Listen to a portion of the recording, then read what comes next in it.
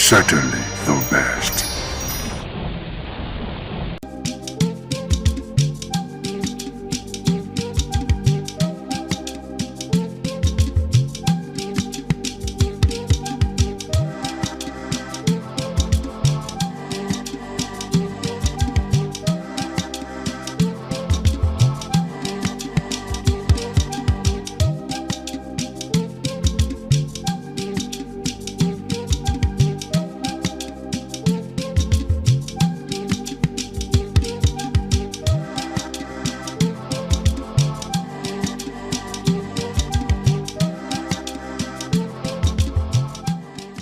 Hello everyone, it's another beautiful Wednesday afternoon and here we are on the program Woman to Woman.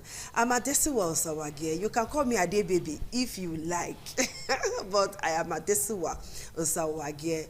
I decided to call myself Ade Baby this afternoon because every woman deserves to be a baby, pampered, loved, romanced, given everything a woman deserves. Respect and every other thing.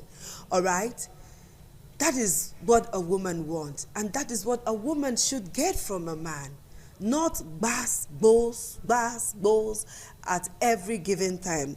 So Woman to Woman is also part of the 16 days activism against domestic violence. And you know that once we're talking about domestic violence, women are usually the victims. We're not saying men don't fall victims of domestic violence, but 90% of domestic violence, a woman always is the victim.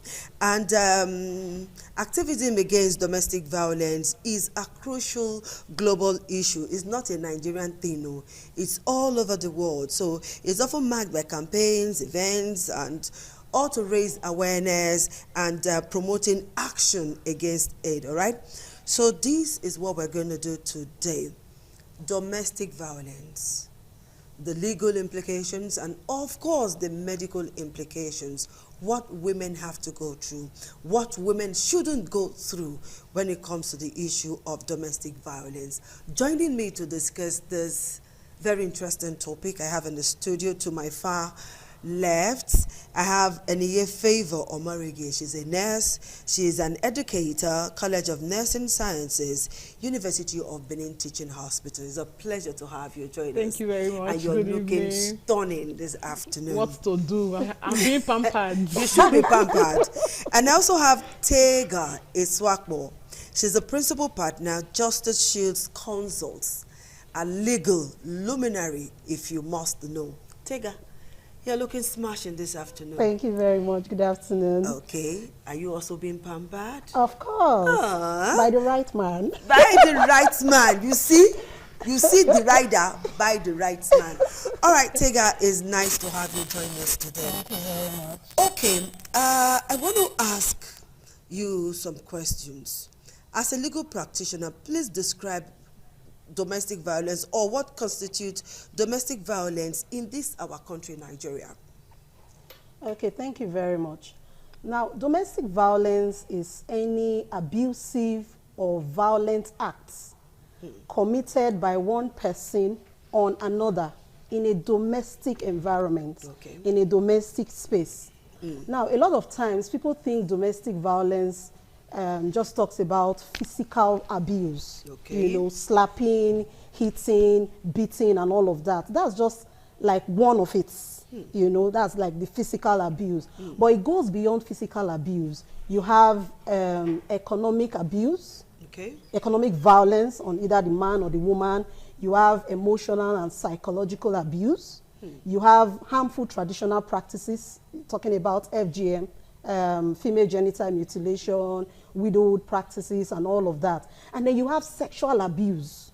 All these are forms of domestic violence. So when you talk about physical abuse, you talk about beating, slapping, hitting, you know, battery, and, you know, assault, and all of that. And then you talk about physical, sexual abuse, rape. We have marital rape these days. So a man can actually rape his wife? Yes, a man can actually rape his wife.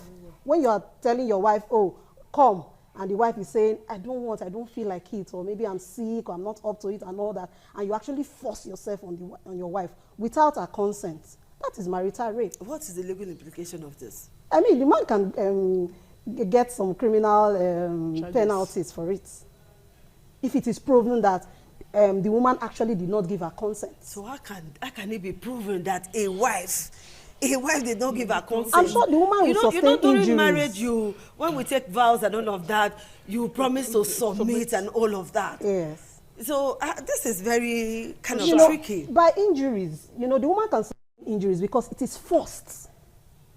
It's like you're perpetrating violence against that woman. It is forced. If you look at private part, you can see the evidence that this is actually forced. It's not willing. It's not voluntary. It's not with the woman's express consent. Do you understand? So that's a form of violence. Okay, I'll come back to you, Tega. This one, men raping their wives is it's one kind to the ears. It's one kind. Let me put it that way. I think that should be a topic for another day. Yeah, it should be a topic for another day. I'm going to save that. Tega, I'm going to bring you back to come and talk about that. That's no problem. And I know a lot of women will be interested. Okay, Favor, let me ask you this now. You see a woman on the street. What happened to your face? Oh, I hit it on the wall, or I slipped in the bathroom. How can you slip in the bathroom and it's only the face that you will hit and all of that? There's so many story now. Let me ask you this question that I have prepared for you. All right, how does domestic violence affect the woman's mental health? Because this is woman to woman, and we're doing domestic violence that concerns the woman, that affects the woman. So talk to me, the mental health of a woman who is being abused. The mental health of a woman that's been abused, it's a complex matter. Because this woman is going to be outside being physically bruised or physically injured. She's going to be traumatized mentally. She's going to have very unstable mental health. Either she's going to slip into depression, she's going to start living a life in anxiety and fear, all right? And then this set of women are the ones that will have post-traumatic stress disorder, where at every point in time they are nervous, they are scared, they are afraid, and because of that particular experiences they're having, they find it difficult to relate with people outside. So what about women who don't even talk and they suffer all of this is in silence? What's the way out for such women? A lot of medically they have to open up, because the challenge we have is many of our women don't open up because of stigma, and all of that. And what will people say? We believe that you are answerable to your husband. So anything that the man does to you, swallow it, rub it like cream, enjoy it, and all of that. But when our women speak out, there are a lot of solutions for them. But the challenge that we do have is they don't speak out. But I would suggest that we can impute traumatic screening into antenatal care. When women come for general checkup, we can bring in, and in the process of doing that counseling and screening, you discover that some of these persons are even in an abused relationship and don't even know that they are being abused. They just believe that, as a child, my father used to beat my mother, and so they were fine, so it's a norm. My husband should beat me. So what kind of injury should we look out for? Because some women will not talk. Some husbands, there was this case that was brought to me on radio, and if you see the woman's lap, the man does not beat her where people will see. Inside. It goes to the lap and the buttocks. That's where he hits, and then the back. But she showed me because we are women and nothing to hide. She wanted help, and that's why she did all of that. So what kind of injuries should we look out for? What kind of injuries should we look out for on the face, the hand, the legs, so that when a woman is telling you, oh, I slipped and fell, oh, my son was playing with something and that thing hit my face, oh, my head, when NEPA took lights, I didn't know, I ran into the door that you have been passing since God knows how many years. You know, so what kind of injuries should we look out for? You look at for bruises, blunt wounds, where you see a woman underneath her skin. You cannot see obvious cuts, obvious injuries. But it's covered that she's looking puffy, looking skin is looking. There's something we call erythematosis, where there's blood underneath her skin. Why? Because the man has beaten her so much that she's bleeding underneath her skin, and then. You know, look out for those kind of injuries. Look out for injuries in our, at her back, you know, labs, where she usually will cover. Then her face and neck region. Look out for broken bones too, fracture. Because some of these women carry ED fracture, and they just say, yeah, no, I just slept in the bathroom. And then look out for a black eye. Okay. But these women carry black eyes. You know, missing tooth. Their tooth will be missing. They'll just say, I fell in the bathroom, and they'll come to the dental clinic. Sir, I had an accident and my tooth and all of that. Meanwhile, it was better battle. Meanwhile, it was original beating. No, original war in the home. Mr. Tega, what steps should a victim of domestic violence take to ensure her safety and protection, putting into consideration the fact that they know they talk? So what steps should a victim take to ensure her safety, her protection? Okay, first, like not. Or what does the law provide for such a woman? Okay, so first, the victim of domestic violence has to speak out and speak up. You know, and then make sure you tell your family members, maybe your pastor. Although time and again has proven that some of our pastors will encourage that the victims stay there and say, don't worry, be praying and all that. But shall speak out and speak up. Tell your family members, tell your church members, tell your close friends. They might just know what to do. And then seek professional help. Because like we have said, one of the traumas that you can suffer is psychological trauma. You might not even know. Do you understand? And then you can stretch it further by reporting to the police. At every of our divisions, we have family units where you can go and report. You can walk into the police station. In the police station. Ask for family units. Family units. You can Women, I hope you're listening. If you're a victim of domestic violence, enter a police station. The police is your friend. Ask for the family units. Yes. They are very well trained these days. The family units, you go there, you explain yourself, you make your statement, and then they will take it up. You can also approach any of these NGOs. We have a lot of NGOs scattered all over the places doing the same thing. You know, we have FIDA, International Federation of Women Lawyers. We do our services free of charge. Pro bono? Yes, free pro bono. Charge. You don't have to pay any money. We also have the Human Rights Committee in the NBA. You know, they also do pro bono services. In the Ministry of Justice, we have citizens' rights. So you can walk into the Ministry of Justice on the 3rd floor. So you have mentioned 4 now. Yes. You know, we also have the SAC Center. I think that is somewhere around Benin Motel Plaza, behind Benin Motel Plaza.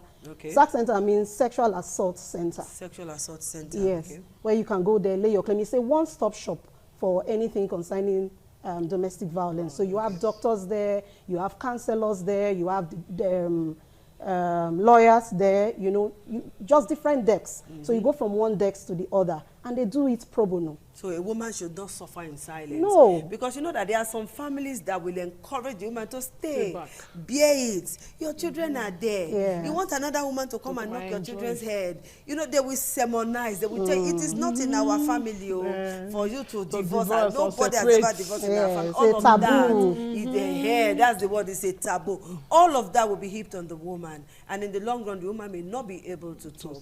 All right, we'll take a very short break now. When we come back, we'll ask more questions, and then we'll wrap it up woman to woman. But be rest assured that there is help. There are places you can go to seek help.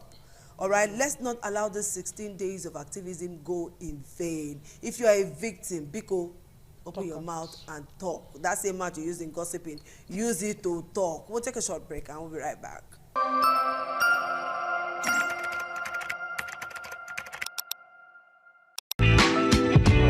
Thank you for staying tuned to the program Woman to Woman on Independent Television. There is nothing to be proud about, a man who hits his wife at every and anything. You want to change wives, you hit the one at home so that she leaves. Your girlfriend is there.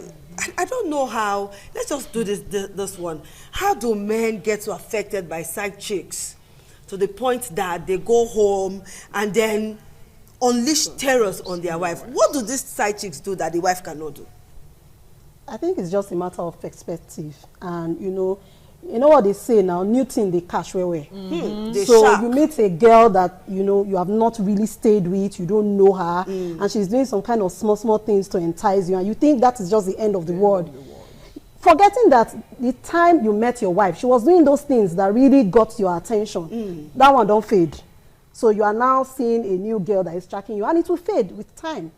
True. If you notice, they go from one to the other, and they keep telling you, oh, she has become a bad girl. All of a sudden, do you understand? I think it's just that new thing they catch. Why? Because sometimes I just sit there and say, why is the one at home not usually enough? Why? Why is the one at home not usually it's enough? It's lack of self-discipline.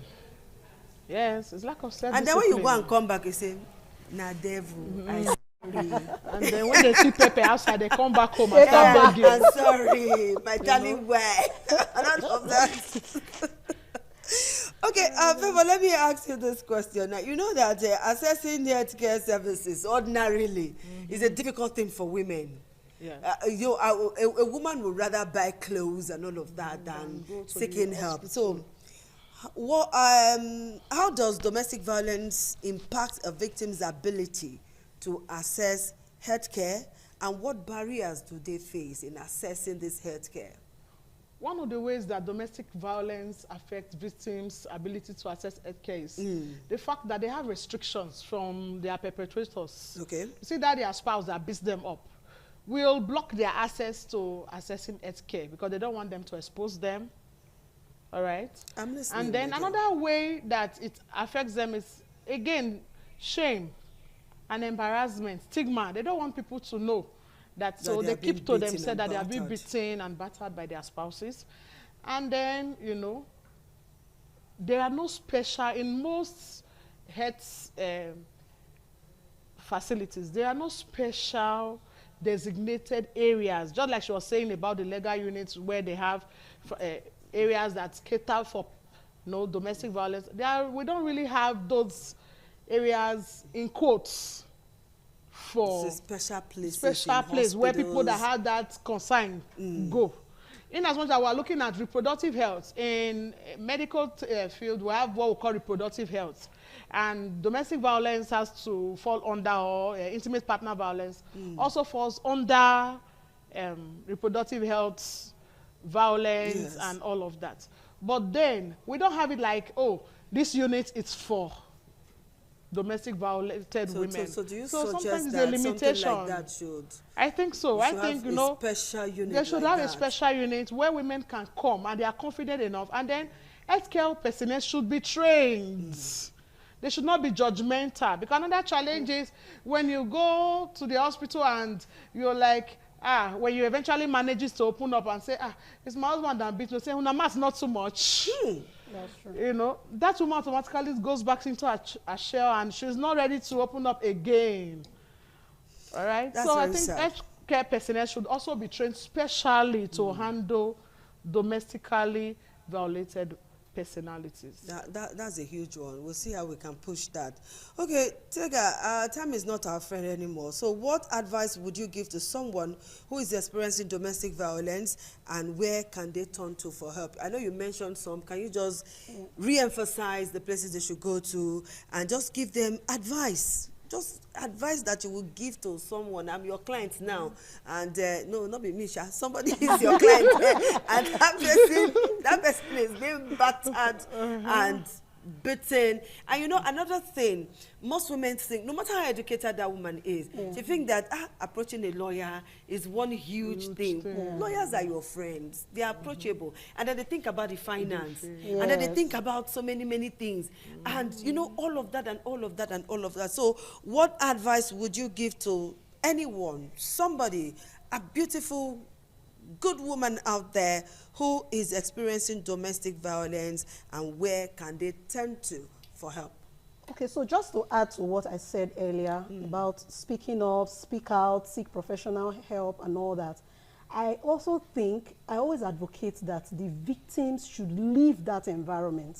Okay. Because if you die, you will just lose out. Exactly. Living an environment is quite difficult. Where It would is. that victim go to? It is. Okay, we have a lot of NGOs that provide shelter for domestic violence victims. Okay. We have shelters all over. One is, I think even the Women Affairs, they have shelter now. Okay. We have Pathfinders Justice Initiative. Okay, I know about that. Yes. So we have shelters. If you approach FIDA, we can refer you to the shelter.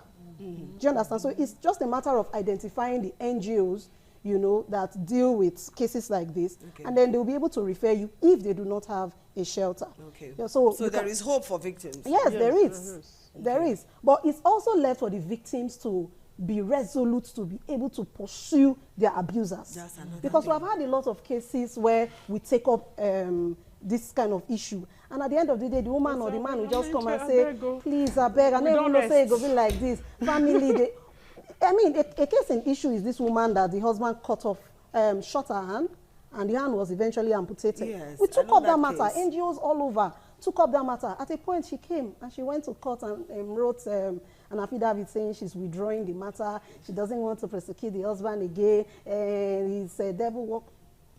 So you begin to ask yourself, What if she has died what in the if you have died? process?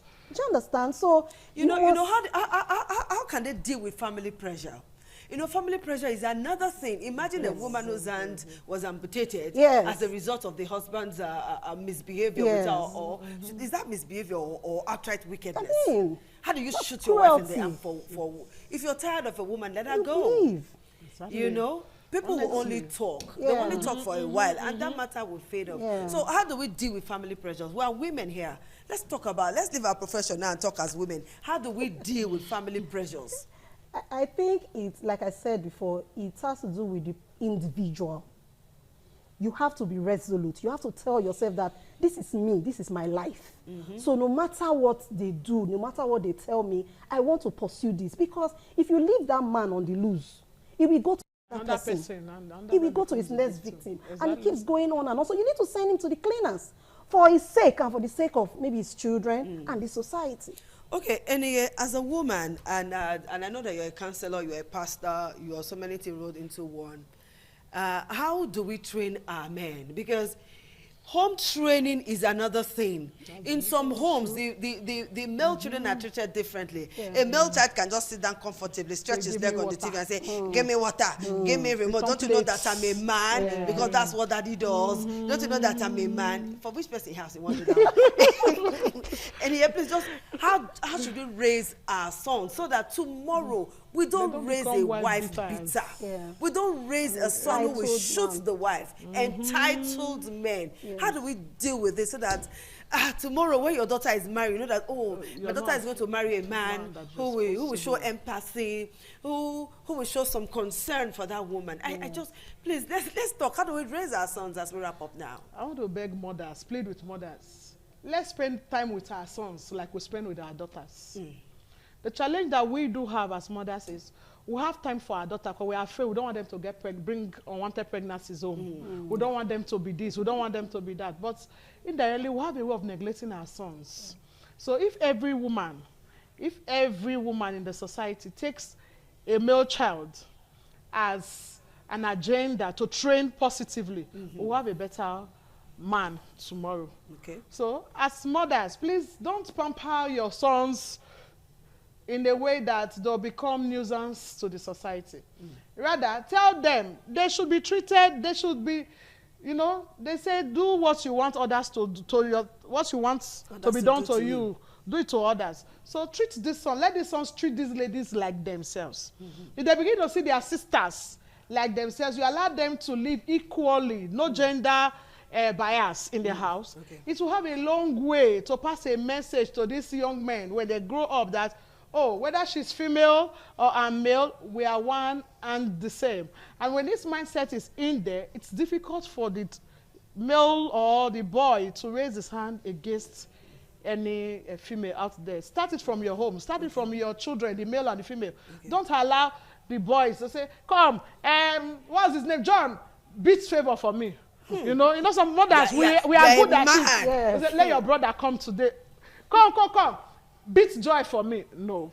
Okay. Let's, allow our girls and our boys to grow like the male and female that they have. All right, in a minute, Barrister, please talk to those men. Let them understand that their sons are watching. The ones who have this entitlement, I am the man, okay, that kind of a thing, I make a house. Forgetting that their sons are watching. Please talk to them in a minute so that we leave. Yes, our Nigerian men, our African men, there is no entitlement in this matter. If you fall foul of the law is going to come at you. Because there is no sacred cow here. There is no sacred cow here. A woman and the man is equal under our law. There is no, this is the man, he has this right. The woman has this right. What happens to the man under the law happens to the woman too. So you must train yourself and train your children to be under the law, to act well and to act appropriately. Okay, so ladies, together we say, let's say a big no to domestic violence, okay? No! We don't want. No. It don't reach like that. Exactly. All right, thank you guys for watching. Be that man that you want your daughter to be married to, or your sister or your cousin. Otherwise, you will bite your finger as well. Bye-bye. Certainly the best.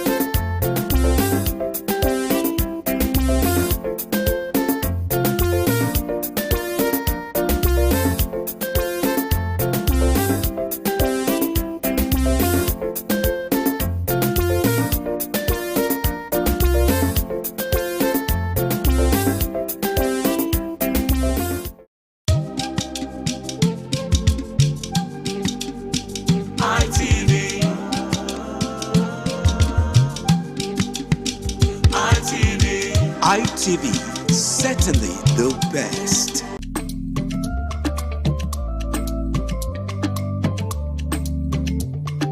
The man went out to bring in thugs to come and beat her. Yeah. In a situation like that, do you think women would have seen that and still want to speak?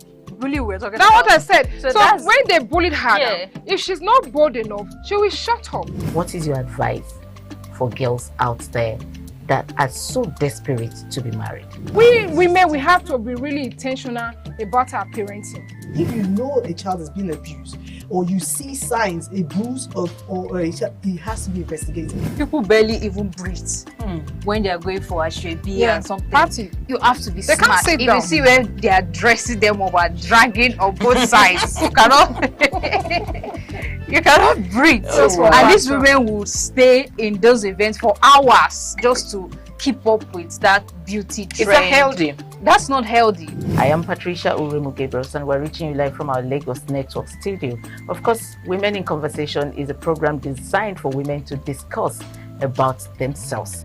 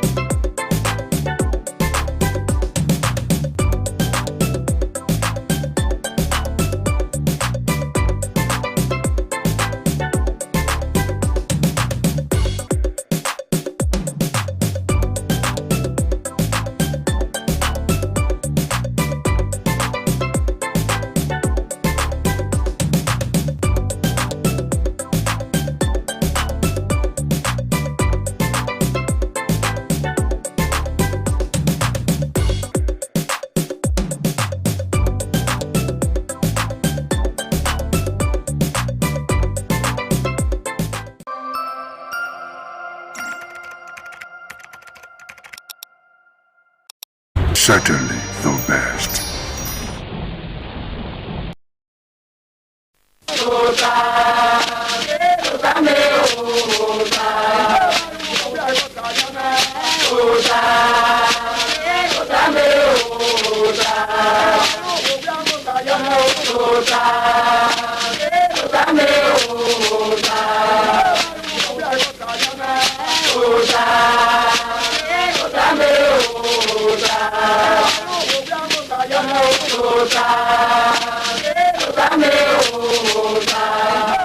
Waya bota now.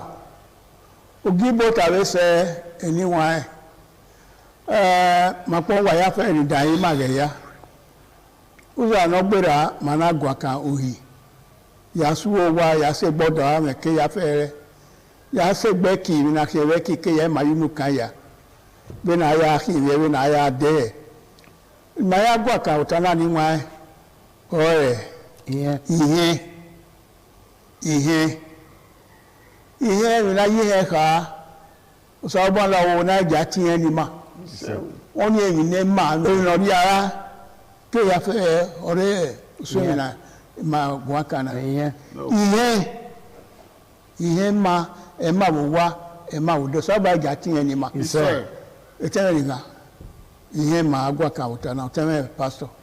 Tọ́mọ ẹ̀dọ́nù pẹ̀lú wà bí nìyẹn ká yìí wà dání yìí máa ṣe wà bí tó ta wà bẹ́ẹ̀ dìkẹ̀tì ọ̀fun ẹgbẹ́ sàá ọba gò wà rọ̀ ọba àtọ́pẹ́ ìṣe ọ̀tẹ́rẹ̀ Victor Bizugbe.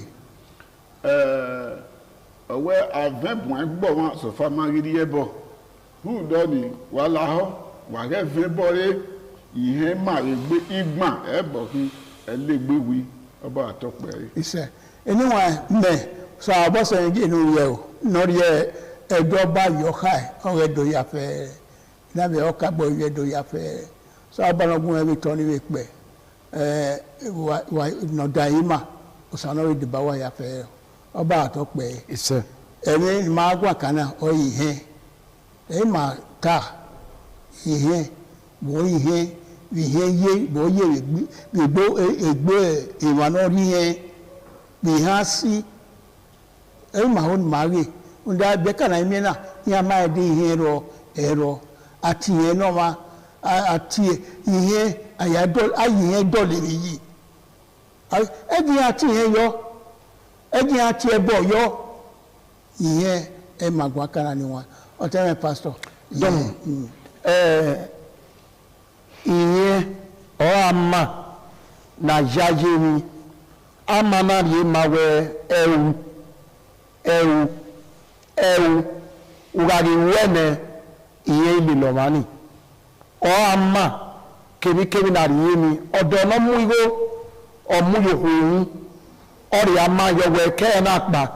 Wo kiari no kan we uga fio be yo iyero ne iyeni magi mu ye buogo oso ga lo ri ye adugbe bo sunu nu do wo fio be yo iyeni hi weze ye la dupo ufio be de na owo e orion no hia bugbo nda orion o mu ye se o ma na ya ri eri bugbo ma ma no ye so pa ye to bi eri ye ye ba yo etie no orion ya munani ofodegbe no ebe erabiri eyage bogboni ori yari abupon ori yiwa oyari ekezi wera ware ugbera babode uri opia uri elagbo ugbawede mu manya uvinya ru mu manya ufiwore mu manya gbodele oyun zawolo wo pa iye le lo wani ọwọ́n náà máa tiẹ̀ bọ̀ ọ̀tún òkì ònùnà wà ní àyà káàní yẹ èmú fi ọ̀rẹ́ èyí ó mi ẹ̀ yìí nẹ ẹ̀bọ̀ lè lọ wà ní kíá nẹ ìyé lè lọ wà ní kíá nẹ bọ́ yẹ ọ̀lọ́rọ̀mà ẹ̀wù ọ̀yìyẹ ògàwù bòkèkè ọ̀yìyẹ ènìyàn pa ń rọ lọ́mọ máa ń ṣe nìyẹn lélẹ̀ gbẹ̀mú máa náà wẹ̀ ṣe ní ìyẹ ọ̀lẹ̀ ọ̀wẹ́ ìpáwó àgbọ̀wó kan ọba mìkíáná wà ọwọ́ ààrẹ ọba àtọ́pẹ́ ìṣẹ́ níwọ̀n ẹ̀yà ìwà dáyọ̀dá ní ìyẹn ẹ̀ máa ẹgbà kan ló sọpá ìgbẹ́ káyọ̀ máa ìrìnàtẹ̀ ìyẹn ẹ̀ máa náà olùmọ̀ gbẹ̀wọ̀n nínú ìyẹn èyí náà máa wẹ̀sẹ̀ yìnyẹn lè kíá ẹ̀yìn olùta ẹ̀ òwú lè nìyẹn eni àwọn lè ní he obo ma sun no lè ní he ma se ke mi lè ní he emi mo odu re dagbon no ma se ti ihe o se unda uwe ne ma a be ti yi so ba ja ti ye wo ọmọ náà dùn èmi rèé nínú ọtí àgbá ìyẹn inú ọ̀nyá yà á tí yọ wẹ gèmìnà wà rùn ẹ ògùn ọ̀rí tí yọ o èso ọ̀rí tí yọ o òṣàlógbọ́ yìí bẹ sí ọtí yọ o èmi ni ọ̀rùn àwọn ni. ìyẹn lè lẹ. ẹ̀wọ̀n náà mi wẹ ẹ̀rẹ̀ do sẹ̀rẹ̀ náà ẹ̀rẹ̀ náà dẹ ọ̀nà fìyà yọtọ̀ wàdẹ́sẹ̀ gbó wẹ ẹ̀kọ́lẹ̀ bẹ ọ̀ṣẹ̀ká yọ ọmọ yẹn yọ ni. Ọ̀rẹ́dẹ̀ ẹ̀wọ̀múyọ́tọ̀ òzèká òmùyọ́ ọmọ ni orí kókì orí èèyàn ẹ̀ ọmọ ni ó kọ̀lẹ̀ bẹ́sọ̀ òzèká yọ òmùyà ẹ̀ ìyẹn òmùyọ́ ni ọ̀rọ̀ náà sẹ́wà ọ̀nà àmùyà ni ọ̀nà àfihàn ọ̀rẹ́dẹ̀ ni àwà nọ́kọ̀ àrùn èrú ùtẹ́mẹ́yọ ùtẹ́mọ̀yọ̀ dẹ́ni lórí náà tá a bá ìyẹn nọ́kọ̀ àwà nọ́kọ̀ ẹ̀yẹ nọ òyìnbó sàlóbọ̀ ùdíyẹ̀bọ̀ ùdíyẹ̀rọ̀ wotɔwɔ kpɛwɔ ɛwɔ nuka wɛsɛ ɔlelu ɛkia wɛ eyi lɔ kpa rɛba wɛgɛ na yena ɔrɔ eyi lɔ kpa eyi wa bo ɔtɛmɛ evitɔ wa bɛ wɛ wa yɔ. ɔwɛ ɛbɛnɛ wa gbɔn na n'ɔwɔ kakabɔ kadi gbasɛ wa aka tɛmɛ n'ɔka mi yɛ na ìmáyà nuwɛ. Oh my God. Ìyẹn náà kú à ìmáyà. Ànáyà sùn. Ọ̀dì òwàyà dómọ̀ ọgọ́gọ́ mu ìmáyà nu ẹ̀. Ìmáyà nu ẹ̀ ọ̀dì òwàyà o. Mú dàgbẹ̀ máyà nẹ́ni. Ẹ̀kọ́ rí àwọ̀ ẹ̀yọ nẹ̀. Èkéne kó náà rí àwọ̀ ẹ̀yọ ni. Èmi ọ̀pá náà yìí lè lùwẹ̀ kí wọ́n èyí rí àkíyọ nẹ̀. Òsàlùbọ̀ náà gí wàá gbọ̀n. Nọ́bẹ̀ ìròyìn tẹ̀sẹ̀ tí ìròyìn mi ọmọ òwú yọ nẹ ọmọ anọdọkẹ wọn bọ do èmi ni bíọ wẹ wàá gbọ má bẹrẹ yẹn ni ọsàn bọ ayò yànnà kẹkẹ ọwọ àyà nẹ ẹẹdí ẹ lábàá àwẹ ìgúnmà gbé ìgúnmà ni ọkìyẹn nọkùwà nọlọgọ ọsìyẹn yọrù ọwọ ìgúnmà ẹ má mi ní wáìn wà ẹgẹ náà dẹ ọwọ ọwọ muhu yàn zábọ ọmuhu yàn zábọ ni ẹmẹ ẹẹdọ yà ẹka rúmùdọ ni. ọmọ akọ magẹrù èmi náà ya miẹwẹ ọmọ amúhùn yẹn zábọ ọdọ ogún ọmẹgbẹ ọdọ owó ọdọ tẹrẹ náà bú ọmọ sọ ọgùá ìhìnà ògùngùn náà fi ẹdọ dàgbẹ àwò ọyẹbọkìn àwò ọviẹ amẹvẹlẹ àwò rẹ ìyá ni yàgìlàjà wẹ yàáfi. Egbe oya ni eyo ni eve ni evie ni owa lo kan afie ogbonobolo ofi owe no ru yen ni ekeke gbe yo we do fi yen na we o ma lo kan ri oya ri yo wo keke o ja iri oba ni ihe igba no kwa no elegbewi o ma ko ma ge gege gbe yo we ira we ro pa de emi wa de eyi na ta we ebo egbo ma yo mi ogun e ọgá ahụfụ akabaka adịghị ọtẹmụ ne ẹbọ ìwé yìí ndéwùwé alọ n'afi ọsiẹkùn. ẹbọdẹnẹ aduza ẹbọdẹnẹ aduza ẹgẹ náà àwòrán àtàwẹ yìí kẹnàkẹ máa gbọn bẹrẹ ẹni ẹyà máa ni wẹ náà ẹyà mi ẹ n'ọyà máa ni ẹbọ nọ ẹyí ni dúdọ ni ọmọ amákẹkẹ náà yà á lò èmi náà má dé yú yẹn náà yà á ní èmi ẹ rẹ èmi ẹ wẹ wà ní ẹ ìyẹkẹ ẹ má. ọtẹrẹ iṣẹ ọtẹrẹ pásítọ ìyẹn inú ọ̀rọ̀ àtàwọ̀ yìí. wẹ́ẹ̀rẹ̀ màrá àwọn adé rẹ̀ ni ìyẹn ọ̀lẹ̀ lọ́wọ́ sótà bẹ́ẹ̀ náà máa sẹ́rì yẹn ugbẹ́sọ. máa sẹ́rì yẹn ugbẹ́sọ ọ̀rọ̀ àkè eré àpá ọ̀lọ̀ àmọ́ náà bí ẹ̀. nígbà yìí kí àwọn ìlànà gbóná ẹ̀ fò tọ́jẹ́ ọ̀lẹ́ orí rẹ̀ lọ́kù sánà pa.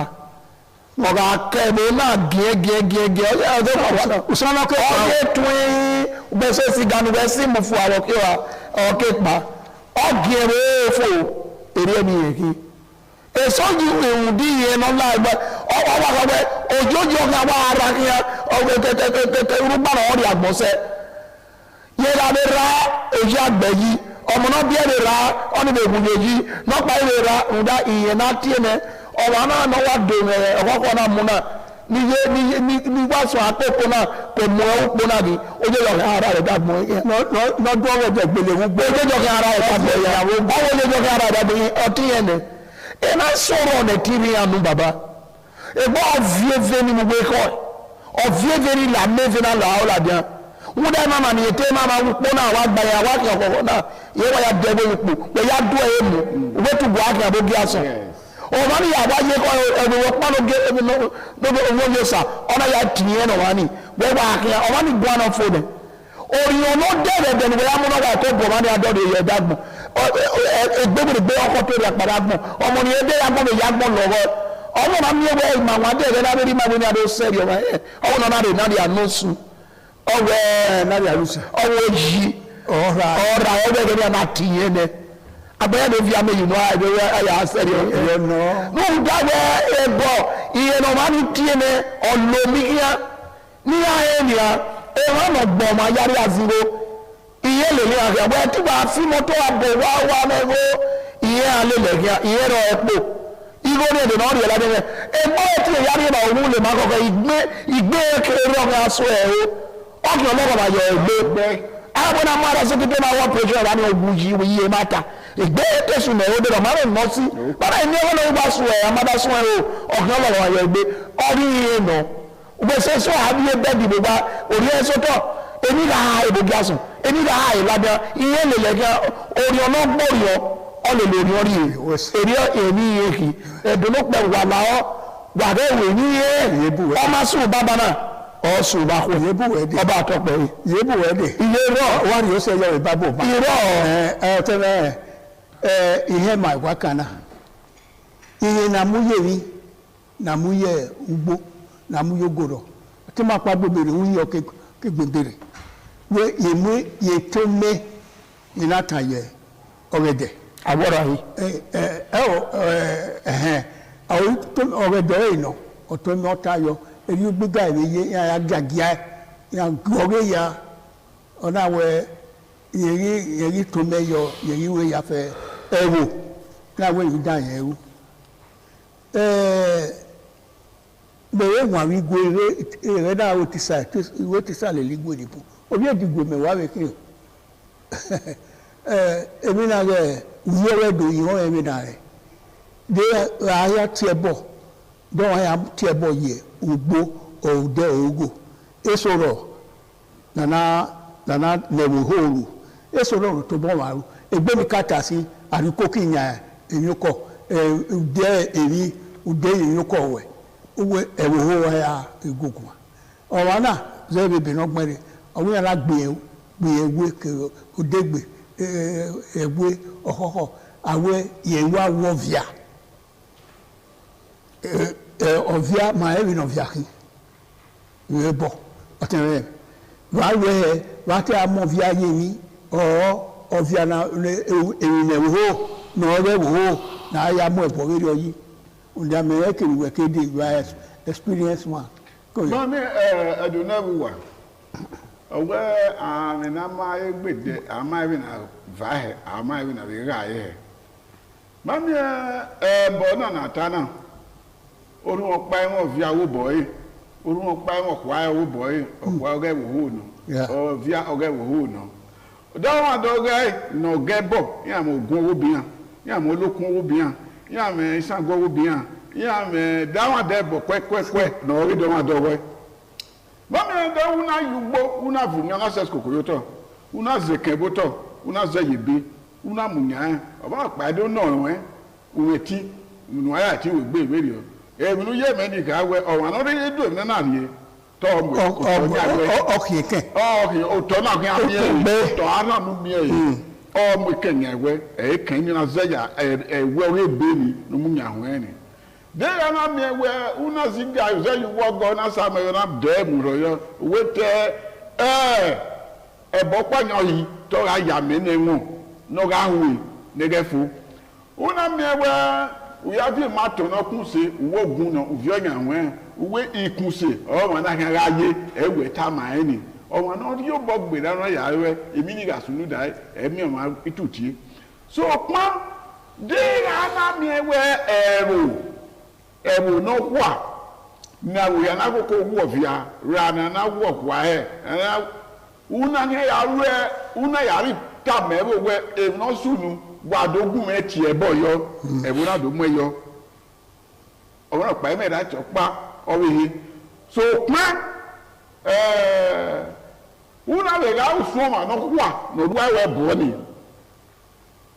o ke ke no he ye be ho wo o wa pa me ti owo boy no ya do meye emi no mu yo to o gbe o ehuwe o ike mi o no mu yo to o me ti o do me o de yo no ya mu ha yo we no ma ga sikino ye o ni ma se na gbo ma we ba bí wọ́n máa láwìn ní àwọ̀ ọba náà wọ́ ni wọ́n náà mú ẹbọ yé mi wọ́n ààrẹ tí ààrẹ ẹ̀zọ́ báyìí ń da wọ́ ẹ̀nu ọ̀yà sí mi wọ́n ẹ̀nu mo mẹ yá yí dà ọmọ ẹ̀rí yá yí sọ̀tí mo bá bò bá ọwọ́ sàdé dá sàdó mọ́ mẹ́nà wọ́n yẹ tí mi yá wẹ́ ìmọ̀ àwọn ní adomú mẹ́mí mẹ́rin bàbá ìmọ̀ yá níyà o. àfihàn bábò rẹ̀ tó ti. ọmọ ìbílẹ̀ àfihàn bò rẹ̀ tó ti. ọ̀rẹ́ ìbáṣe bóyá tí kò fẹ́ bìnú wọn ẹ̀ ọ̀ta ọ̀tí ẹ̀ ọ̀gùn ẹ̀ ọ̀sàlùpà pásọ̀ ẹ̀ ẹ̀dọ̀ tí ìwẹ́wẹ́ wágùn yà á mú ìbábìrì náà lè wù yọ nígbà tẹ́lẹ̀ kìlọ̀.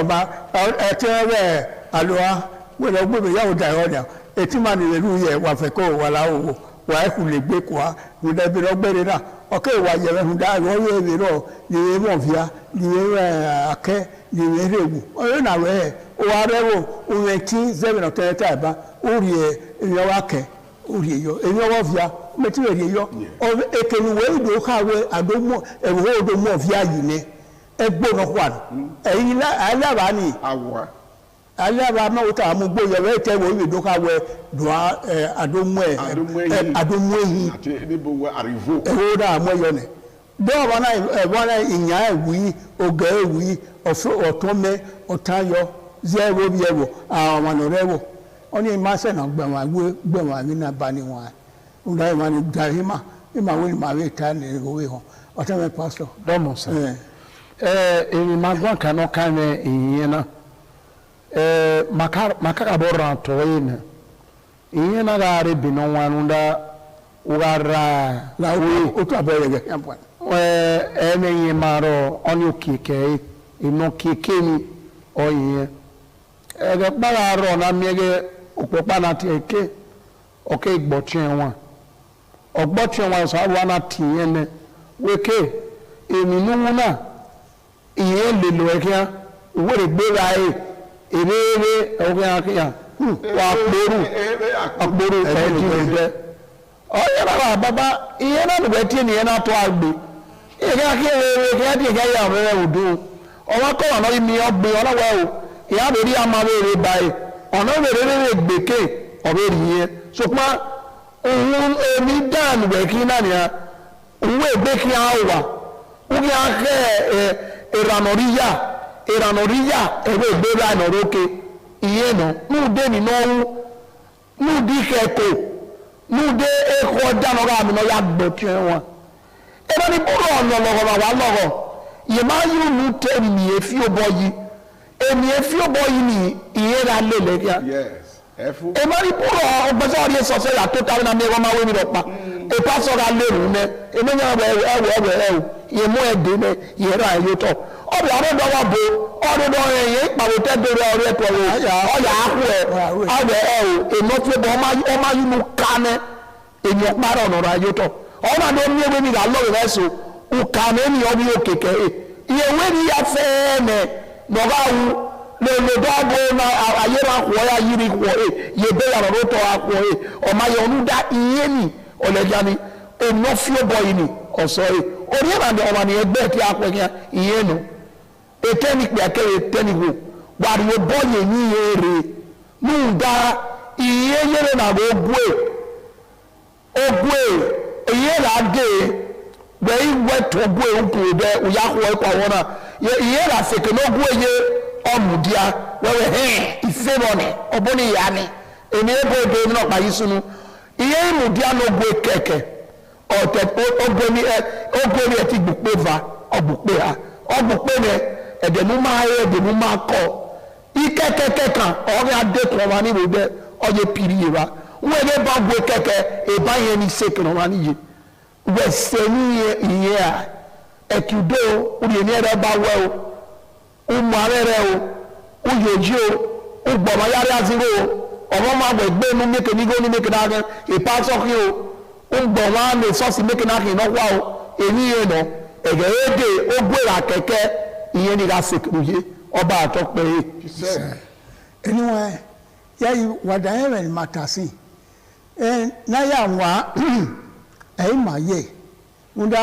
be ma igi biore be ma igi ma no isunu na ihe ni bu ware bo ihe no ikata se na ebode na duza be na ta ibania be ni maginu we do mana odun we o ri okagele ladia ai yọkagele ọdún wèé ayà yúlá mẹ́mẹ́gbà ayà vọ́ra ayà vọ́dì wà wọ́n mú rí ayé ìyá ń rìn àká yín ayé ọdún wèé kàn máa ní ẹsẹ̀ tí ń pa ẹsẹ̀ tí ń yí wá wọ́n náà kàwélè ẹ̀rọ rí o àrò ọ̀rẹ́ ẹ̀wòyá fẹ́rẹ́ wọ́n rẹ̀ kìlọ̀ tó lá inú náà yẹ kí ẹ wọ́n ẹ̀ àkíyàn ní òrìwó èmi náà kí ẹ̀ náírà ìgbé woke nara gbe ari nara uwe nara e ha oki oyi uwe gbe godon we ari ya nara ya adoke gbewo we ri ono ke wo ye ebode ebo no fe le gba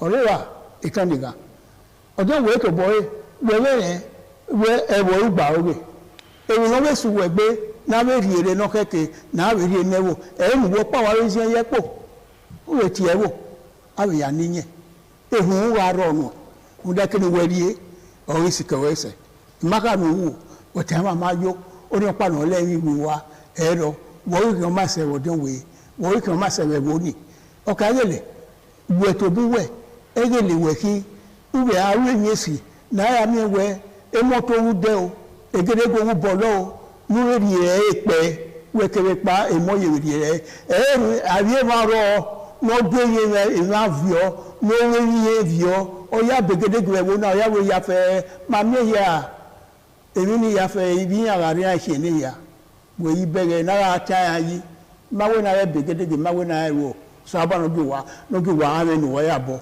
ami ni si ya bo we emo ya we ye wuku emo ni yi wo ya we to wo ya yi pe wo ni wa e ma gwa lo o se ma na ta na emi ni hehi no wa ya bu yi wa de we to bu we no be politics urewi no danger ne ewowe no danger no otuwe ewo ya fe una arwe ebode na duwa e mani wa osarobo lawo wa gwa de edono pewo na go ba dole wo na yi ne mi mani ma ya fe ogibo ta we de na e ma na mo yoto wa ya be wa bi dayo oba atope yes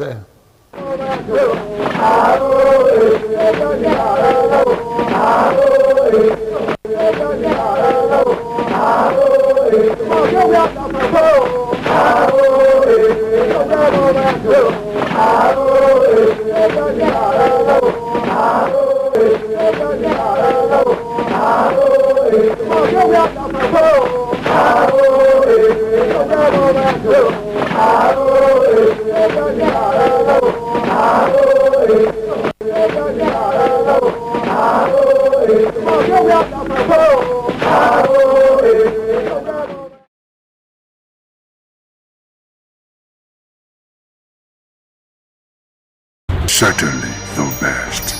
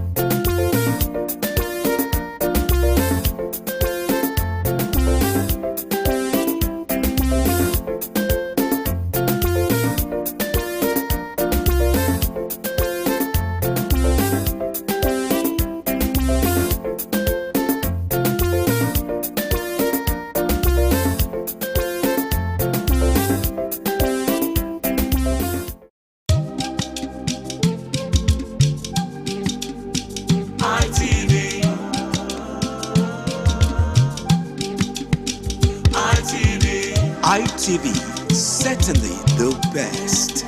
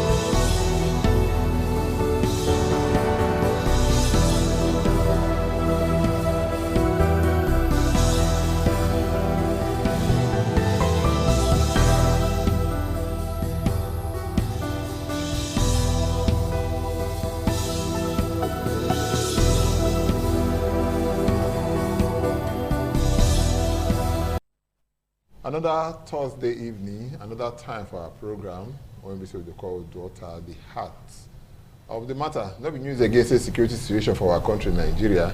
Then I want to say, anytime we open newspaper, if you never hear about them, the blast will never start. From front page to back page, you must hear one to say concerning security for our country, Nigeria. Even say for our dear states, those states, you will see here like that. Because of that one, they do what they will do to make sure say, my life secure, that's what they tell us. So, my life secure, your life secure, everybody's life secure. But this one will be the matter we also look down when we say concerning insecurity for our dear country, Nigeria, and how we could take carry ourselves, come up for inside, and be what we want to look. My name is now Thomas Sado. I say welcome to the program, Daughter, the heart of the matter.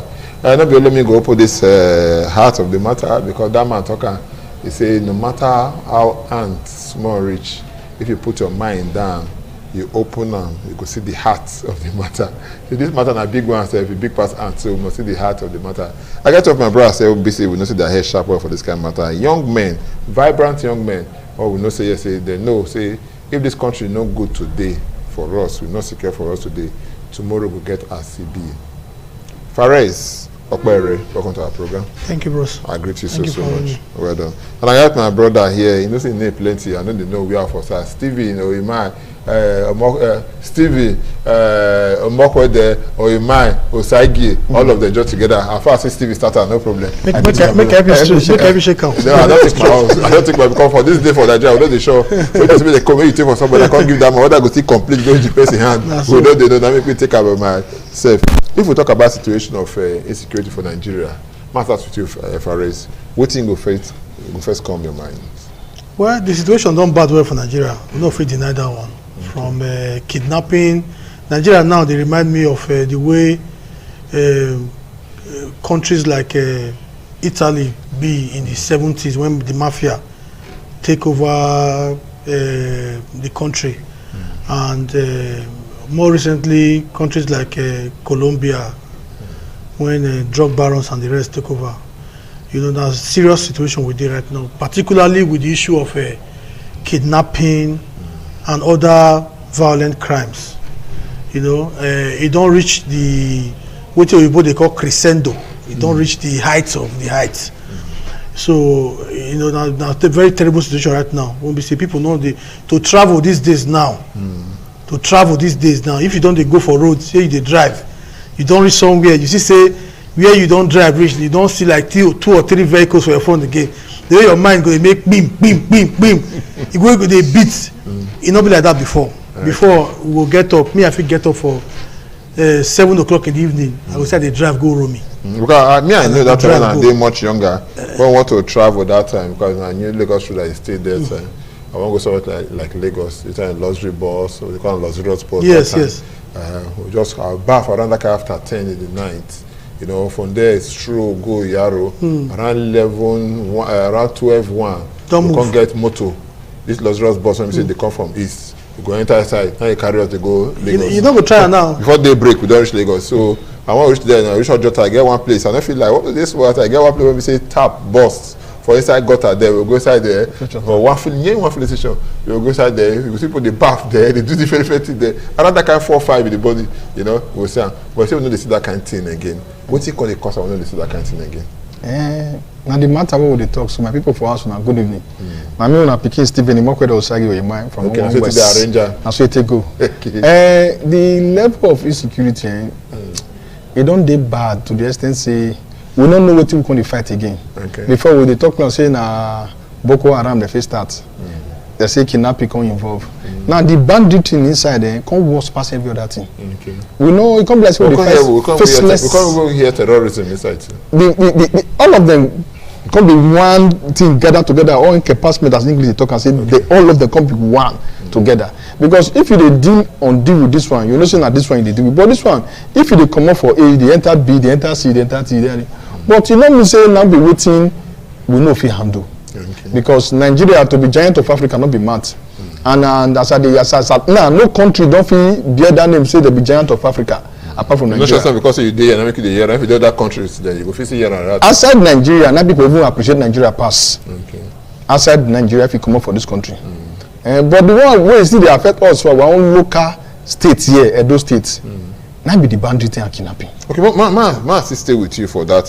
For your own now, if you say efforts, that they get efforts for your own reckoning to make sure that they reduce all this kind of kidnapping, banditry, whatever it be say you call it, so that man picking mind go there for ground. If you say government is doing enough to address the situation. Yes. Okay. Government is doing enough. We go appreciate our amiable governor, Senator Mondo Okpebholo and his deputy. Okay. And his team put together. At least for the first time after 5 or 4, 6 years, people come from abroad come celebrate Christmas. Because the matter before was passed like this. When they go kidnap Percy, we don't know who they kidnap. When they go rob Percy, we don't know the rob because of this courtesan fight. Where be the day Benin, where they make and some people where they hide all that have that same act to commit their own crime. That courtesan to come. Courtesan matter, it don't do obvious now. Now they can't see them. Say okay, they get some people now say now gold chain, now they steal for people neck.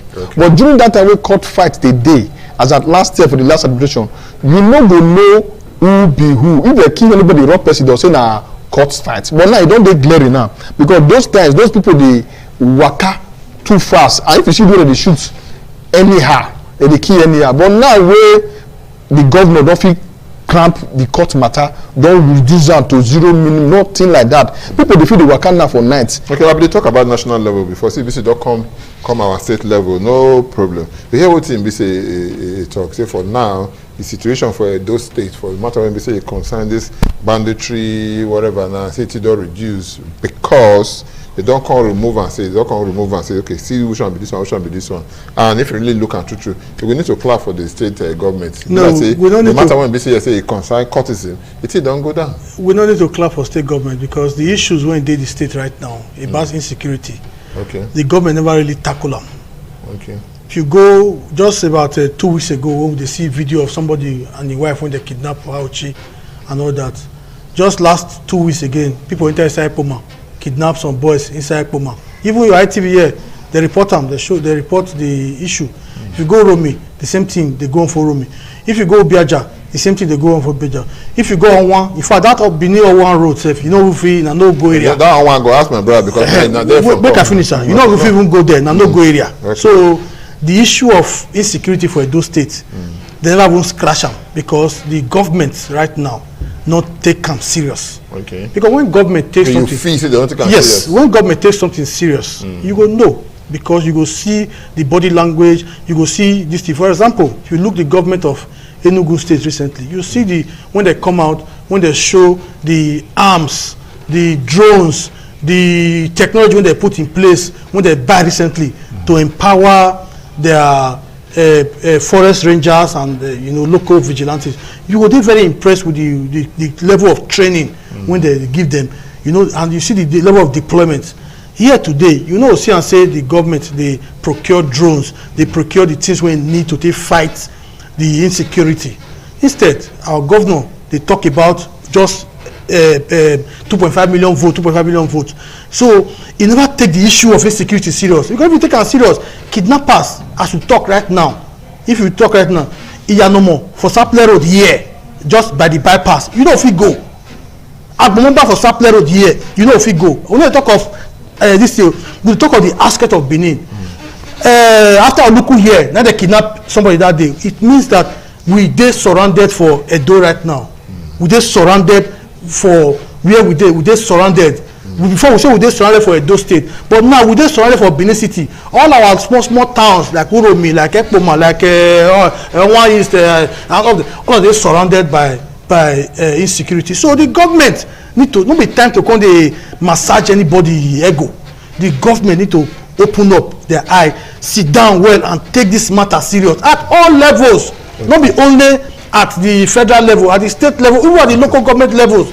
All the those who in the government need to sit down and say, okay, all these huge resources wey they allocate to us, who they get for security vote, what will they use and they do? How is it to improve the life of our people, improve security for our villages, for our town? Today, as we speak now, many people no fit go farm again. Many people no fit enter farm. Okay, no, because you get what I want to ask him before. Is make I let you make your point, and then if you say yes, it's a good request you make, and your requests are granted, make you make your point. Because you talk about the own one, you know that you go fit hit your chest. Talk say yes, say all one way you for come say they secure, they safe. I go fit use and hit my chest for all one way I for come. In fact, the whole of Edo North. You know, social media don't they get some positive and negative. But for year, especially in Nigeria, now the negative aspects now would always they go. Now they celebrate past. Yes, on Wednesday last week, I traveled go home for one of my leader, Mama Beria. I observe say if you dey go on one now through this Sobe road here for Oluku, the way they take open the bush, now wetin everybody will go see. If open the bush, it be like another road entirely. Now, if you are driving, you know they drive narrow road again. If they drive road, say you dey feel they see ahead. Those kidnappers, they feel they do those their rubbish because say na just sharp, they just take you on away. Now you can see very very far where you are going to. Okay, that means the veggies of the road, they don't open all of them. Oh, as we dey go. Even at that same road, now we pass come for night. I came in just Saturday here last week. Now I come back from that occasion where we go because we did there as our leader to assist her to do runs around for the burial. So when they talk this thing now for this government regime, Okpeyolo regime, now I can see commissioner of police say that they go search, that they go with drone. Those drones, they don't get them. Because I don't see 1, 2, 3. When they kidnap for years for this road. Unless you don't see drone, maybe now events you go, now you say you go just now. Maybe people they use drone to the record. Maybe for events, sir. Now commissioner of police carry and take go search bush. Okay. I tell no, me, I didn't do IT, I be drone engineer. Okay. When they come carry some people from my office, now I tell no say, now see what they go use them for. Okay. If what video clips are there. I wish they play video clip for plan when they see and what they do. Video clip now. You understand? No, so talk to this area. So the evidence are there to claim, to show. But what if they attack the state now? Don't they more than waiting if you say it go not pull here. Before we they talk about court, people don't deploy for night. Now it don't feel crash that one. Person if you do that one, we say for broad daylight, that they keep person for inside ring road for New Benin, where nobody go feel run. Now the one way they inside bush that no fit do. If they go gradually, as of yesterday now, do you know those people who they fight cultists, who they fight kidnapper? They were attacked at Okmila. They get face to face gun battle with kidnapper where they pursue reach inside bush for Okmila yesterday. Some day where they injured now, they Otiwas will speak. Now don't let like before they near that bush, kidnapper sit down there. For Okmila. But now the thing will reduce, but not be just at once. Okay, we say escalate and small. One thing when they say people they talk about the whole thing now, they say government in its own wisdom, especially at the national level, they talk and say make we do what we go fit do. So much so they don't get new new Minister of Justice. When we say maybe Christopher Musa, maybe be retired Minister of Defense. Minister of Defense. Christopher Musa. Now we say yes, he did there. And all that. You talk to yes, they don't do enough. With the change of this nomenclature, change of person when they as Minister of Defense, you know if you say yes, government ready to fight the whole thing. Though man still remind you because some people talk and say maybe not, okay, man leave down for you because now you see, the truth we say my senior brother Sado, up until recently, last 2 weeks or 3 weeks ago, when the Donald Trump come make comments about the insecurity for Nigeria, the president don't even know whether it he not even care wetin dey go on for Nigeria. How you tell say no care? Yes, make I tell you why. Tell you like that, I tell you why not. Why I tell you why not? Tell me. Tell you. Before Donald Trump make statement, the president dey prepare to go South Africa for travel. People die for Benue, die for Kwara, die. People dey die every day wait now. Oga, it's not be accepted. We no go accept as people dey die every day. No, what I na that two dey agree say people dey die every day. No, what na make we feel say nobody suppose to do anything. No, what I try to talk. I'm not saying yes, people die. There's no day when people dey die. No, don't be say no day people dey die. Procreation. Wetin dey kill people? Wetin dey talk am now? You no fit talk and say you go bandits kidnap children. Now you don specify am because bandits kidnap children. They burn churches, kill people. They kidnap for here. Then your president go get up, say in the travel. You go France today. You go. They no go even make one statement. The government no go even acknowledge them. Even say they will make statement. There no be any statement from government on wetin happen. Now what they see for Nigeria since they come, government go quiet. People go die. People go happen. You go just quiet and say nothing happen until international pressure come from abroad, come from Donald Trump, come from the White House, come from the this thing. As even as bad as it is, if you look right now, you see say very recently some members of the American like their own House of Representatives, their Congress, yes, their Congress, they dey Nigeria right now on fact-finding mission. They go from those to people for die. But the same people now one day. Wait, let me finish this one. They go round. You know, say our own senators, our own House of Rep members for here never even when this the thing happen for their backyard. Even those when come from Benue State, when it come from Plateau State, when it come from Kwara State, when it come from states where we say insecurity don ravage, never even get up say make I even go see wetin dey happen until recently when all this pressure come. So it shows say the approach to insecurity, this fight of insecurity, you know, because Abacha talk and say if what do you call am? The late head of state. The late head of state Abacha talk and say if terrorism, if terrorism pass 24 hours, 48 hours, 48 hours, so you know say government get on this side. You understand? Because if you look this our own for Nigeria, now it be like the more you look, the less you see. The American government don't tell our government says okay, publish the names of those who will be sponsors of this security in Nigeria. Till today, we not see them. The way they talk and I bless and the government when we say they for ground, now they not ready to fight for this. The former president of this country, Baba Yabo, you know, Olusegun Obasanjo, he said for the past 15 years or more, he said the team don't they there, he said they don't become industry. We get that for the northeast. Northeast. Wait first now. He said don't become industry for our country now. I remember even the time when Black say Goodluck Jonathan Day, he even talk and say some things they happen. So people they won't be say again for this kind of bad government and all of that. But the way they sound, just Black say they push and say no. May I quick clarify that for my brother before you go, my brother say I beg. When I talk say when Yabo talk say. For the last 15 years, Papa Yabo talking for the last 15 years. General Olusegun Obasanjo. Make we look am. If you look Boko Haram and those other violent insurgents who they get, when Jonathan dey power, they confined to 3 local government for Borno State. Not be the whole of Borno State, just 3 local government for Borno State. That time, we are talking about 2015 year. Between that time and now, between when Jonathan come for government, come reach now, they don't come up for 3 local government for the north for Borno State, spread for the whole country, go reach Lagos, go reach Rivers, go reach Delta, go reach Edo, spread for everywhere. That be the difference of what we talk about. So we say it did before, but it did confined to 3 local government for northeast. Okay, what I would like am or not, my brother, whether na 10 years or 15 years it day before they can't reach down, the cry of the people now say the thing is getting worse by the day, and you yourself you confirm am. Hating the day worse and everything. We no go to say if I dey for their government and how they not do am. If I dey say when they bring this government come and say if I thought to come trouble day before to come solve am, but instead the thing it dey worse the more. Now what we go feel for government be that one? Insecurity, nobody they play politics with. So no, you put politics aside. But people they play politics aside. No, because you know why?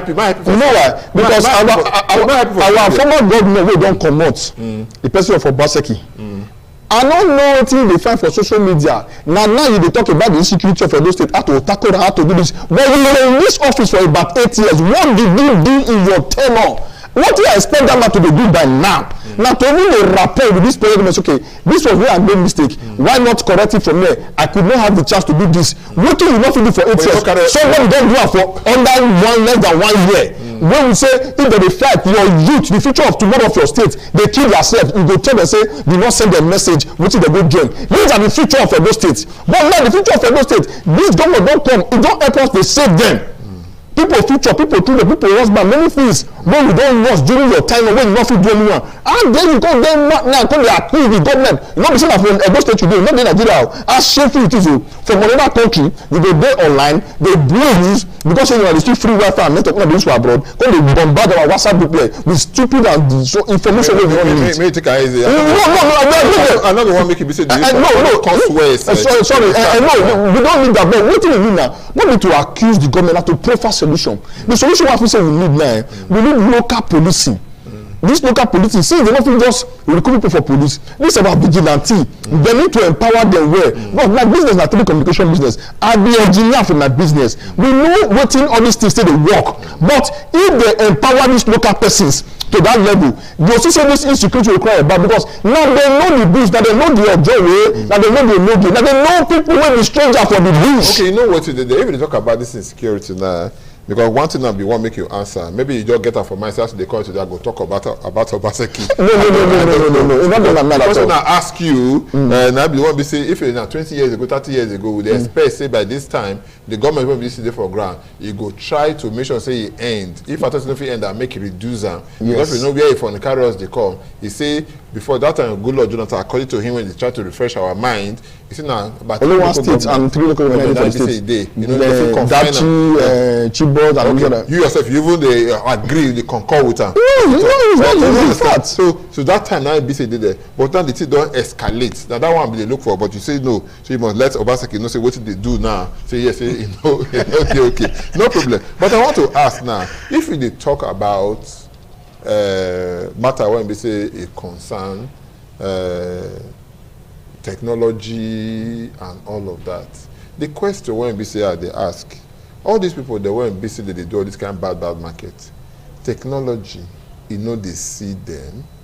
Because whether we like them or not, as you day here now, if you talk some kind things then, when you busy here say people at the center not like, they go find you, come where busy you did, they go catch you. Obviously. Abi? Maybe so. This is not they happen right from time. They come maybe today, 20 years, 25 years, 30 years ago. But these days we know they see like that. If you will see bandits now or terrorists, when we see they kidnap person, they give them money, they go display on social media. They plan, they do everything, even live streaming. You go see them there. Yet they know they catch them.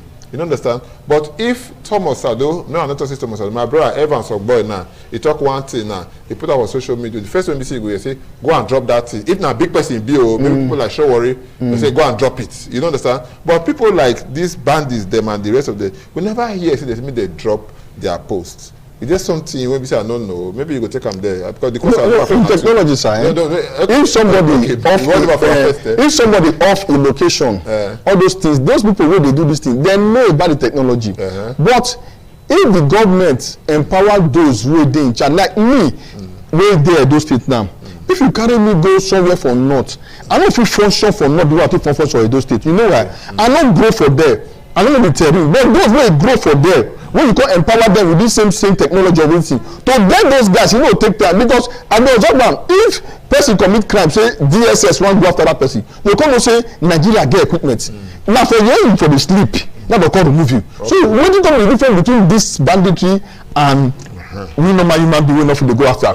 The issue is that say the government never channel the resources. How they deploy somebody from Edo State to go north, somebody from Imo they go north, somebody from no. If you talk when you talk about that, say they're not ready, so it was correct. No, they ready. Just say their format. We they come and advise them. Maybe the people they don't get them. This is the right thing what una go do to stop this thing. Apart from say that the business they dey inside. Okay, it gets one this because no, Baba Iyabato can say that is former head of state or federal former president. He talk and say it don't become industry and the rest. it gets one skit when we say they play for town now. You go see one governor, in the waka they go, all those terrorists they sing, they hold the phone, just they look there, they go like this, you know. When they look there, they go, they cause a vice upon vice, just they happy, they look all of them. Somebody tell them, say, you forfeit track the people. Say, no, they want to track her. Before not to happen, say, just change and they come say one man, they sort her. You know, if you say, yes, you know, no way, this is for the apple. How you go talk like before you know to the apple? Now the man look commissioner of police, say, this person when be say, yes, say, this so. You fit track and say, yes, you can track her. Before you know to just press bang, bang, bang, bang, bang. You see the place, you just see where this, where this, where this, where this. You know, they go cash this woman. Somebody asked the governor a question. Or he say, why it be say it dey easier to catch all these people? They won't be say they condemn this thing, and people won't be say they do and don't they catch them. I they ask you the question for it. Thank you very much. This question we asked. Me and they ask. In fact, this question we finish now. I'll go buy you one bottle of beer for that. Very important. Very important question. Okay. Is that what he has? You see, I just don't wait make you ask that question, because when I talk, say the government not take the issue serious, or government get finger inside. Now the same thing we talk about. Make I give you clear example. Make I break down that skit when you try to talk about just now. Look at Kanu. Nnamdi Kanu. Look the issue. Nigerian government go arrest them for Kenya. Carry and come Nigeria. Prosecute them. Wetin be offense? If they talk, say, secession. No, he offend a treasonable offense. Wait now. You they see gun for your hand? No. He carry go. He shoot person? No. But they carry and come. That word no that matter. People will die for that word. You know if you can talk the east is not settled. That one a story. Imagine a state. That one a story for. Let me use my time. On Monday. That one a story for another day. On Monday, nobody will come out. Make I use my time. That one a story for another day. But they bring them. They prosecute them. Look recently, more recently, the president for Benin Republic, they tried to remove her by coup. That same day, our president order troops to enter. No, you know other troops to enter. I no agree for that one. That same day, our people enter there. You know other troops. Then after about 2 days later or so, now you can apply. Okay, wait now. Okay, wait. So our troops, what you are saying now? We say our troops. To let you know. Wait now. Our troops just sit down their own. They just go. I don't talk say yes. This thing. People they get order. No, now nobody give the order. Now the troops just go by themselves. No, I'm not trying to explain to you. You go more the talk and the way it be. No, but the way they talk, so you say they just go. Nobody order them to go. No. You talk say that Mr. President now order that. Say no. No be Mr. President order them. Yes. They get superiors and the rest of them. Now a day or two after, now Mr. President come write to Senate. Formally write to Senate. Tell them say yes, in one make it be say yes, they deploy troops go there. Which now, as we talk now, the Senate just approve. Okay, make I ask you a question. May I tell you? Make I talk something. For Nigerian law, the president now be commander-in-chief of the armed forces. Yes. So before your armed forces go come out for your country, cross border, not be Nigeria, cross border, go operation for another country. You say the president not there aware. No, I'm not talking about the president not this thing. No, you know if you talk not being give this thing. You know if you talk say commander-in-chief. If you talk say commander-in-chief, not give order. What did the president even do? Now what do they call impeachable offense? Because Nigeria constitution make it clear for you. Nigeria constitution, it make it very clear. Say before you use your military to go across your border for any military operation, when you get to do with aggression from that country, you must seek the approval of the National Assembly. The president not do am. Now he don't do take action finish before he can write. Okay. Which is even impeachable. Okay, but we can leave that matter. Okay, no. But what I tell you talk, we say. What you try to talk, a man pause you there. No, drink some more water. We'll come back, continue just now. We know what you try to talk. You go talk. You can know this side your belly. Now, lazy. You know what you want to talk. We'll take a very short break now. When we come back, don't forget the program now. Daughter, the heart of the matter. I think we'll continue again after this break. That's why we'll open our phones. So you go call in. We go display the number for there 080-7777-0300. When we don't come back after the break, user.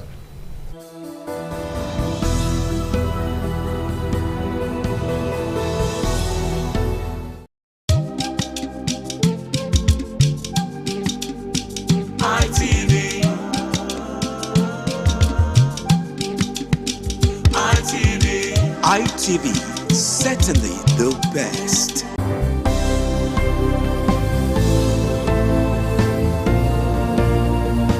Thank you very much for joining us on the program, Healthy Living. What is the kidney? The kidney is an excretory organ in the body, which is for metabolism. Tuberculosis affects many organs in the body, but the common ones it usually affects is the lungs. Epilepsy is a neurological problem.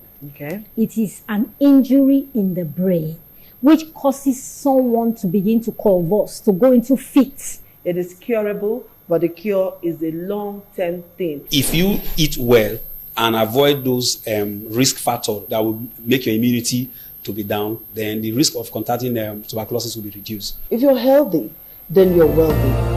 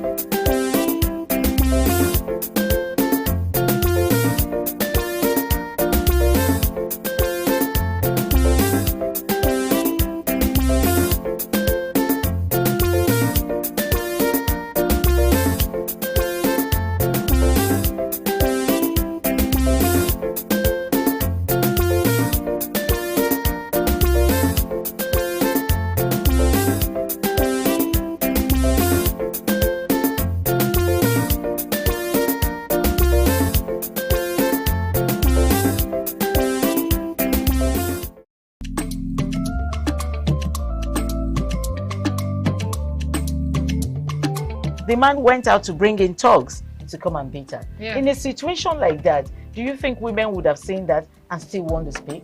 Really, we're talking That's about what I said. So that's- when they bullied her, Yeah. now, if she's not bold enough, she will shut up. What is your advice for girls out there that are so desperate to be married? We women, we have to be really intentional about our parenting. If you know a child is being abused, or you see signs, a bruise or a child, it has to be investigated. People barely even breathe when they are going for a shrebi and something. You have to be They can't smart. sit If down. you see where they are dressing them over, dragging on both sides, you cannot breathe. And these women will stay in those events for hours just to keep up with that beauty trend. Is that healthy? That's not healthy. I am Patricia Uremu Gabriels and we're reaching you live from our Lagos Network studio. Of course, Women in Conversation is a program designed for women to discuss about themselves.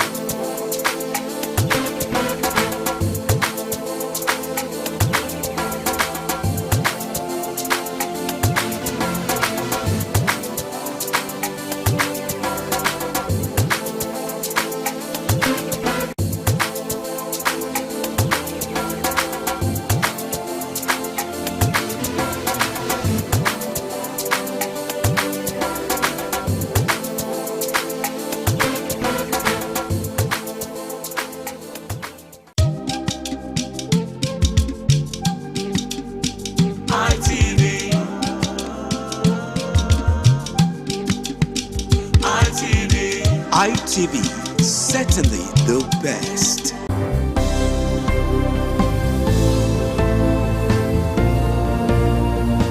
Thank you very much for joining us on the program Healthy Living. What is the kidney? The kidney is an excretory organ in the body, which is for metabolism. Tuberculosis affects many organs in the body, but the common ones it usually affects is the lungs.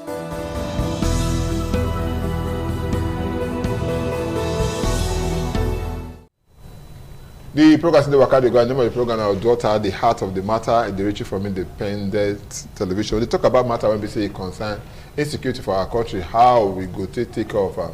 And my two brothers, they here. I go welcome them again. Fares Okpere, I greet you. Thank Don't you do very that. Stevie, Osage, Oimai, all of the Mokwede, I greet you. Thank you very much. Thank you so much for being on journalism. You did talk something just like, Yes. oh, take that break. No, Yes. so make we drink water. So I want to make you say yes, say you anchor before we say yes, say we'll continue. You see, Or don't forget. no, I'll forget that kind of matter. Okay. You see, the thing we say, I mean, they talk and we say, when it reach time to, you know, to do issues when not concerned, when not go really affect our people, our government, they get the troops to take do the thing. To deliver.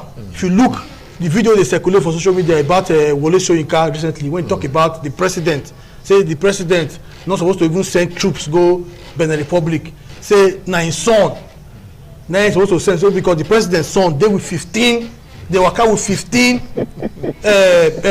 soldier men. Now they guard only the president's son. Visit the wahala for make it send the president's son. So that's how bad it is. That's why I tell you, say the government not take am serious. Not take am serious. And if we must talk where government not for the do am well, we go also talk how we believe say government supposed to fit approach the matter. Make a quiz 1 minute enter there. This issue of kidnap. We will come to a solution. Okay. We'll come to a solution. Okay. But all of those. But I go just brush and pass. This issue when they happen, if the government really want address them, not be with waiting with the talk say what they call kid gloves like we dey see before.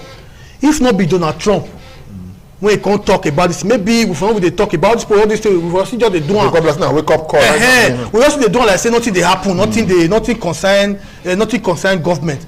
But our constitution for Nigeria, it make am very clear.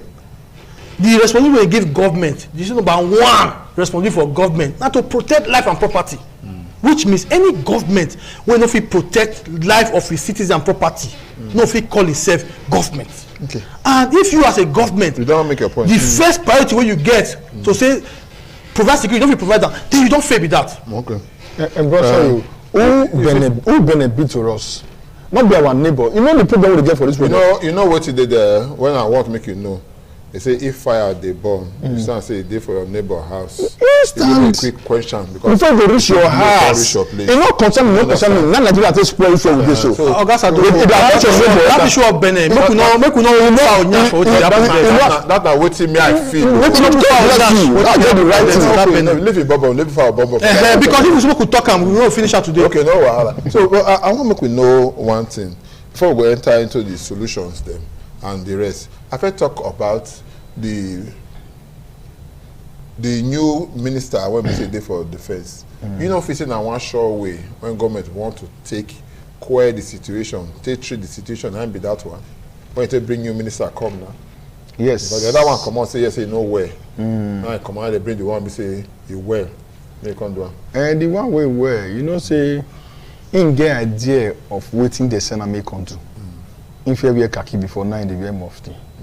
In as much say in they are civilian, there are some loopholes where in of it art because of say of that khaki way they limit them. Now we know we operate on any limitation. By God's grace. Yes, no limitation they pass. No, but you both talk and say he who pays the piper, they takes the tone. You know why? In the follow Senate they talk directly. Before now, say somebody will go give order when you can't take. But now we believe say it go get good results because the truth is say Nigeria now we not get that place where they go now make it better now of us day and make it good well. He know wetin he come meet. So he no just enter office to come chop money or to come do anything. He's ready to live up to expectation because he still gets more name wey he wan still. We need all our cooperation. That is it. To make sure say yes, say this thing. So see, before we take about, we want to take some calls now. Before we go look at the how we take get answers to the problem. Hello, good evening. Good evening. Yeah, what will be your name? Where they call us from? I've been Isaiah from Ogege. From Ogege.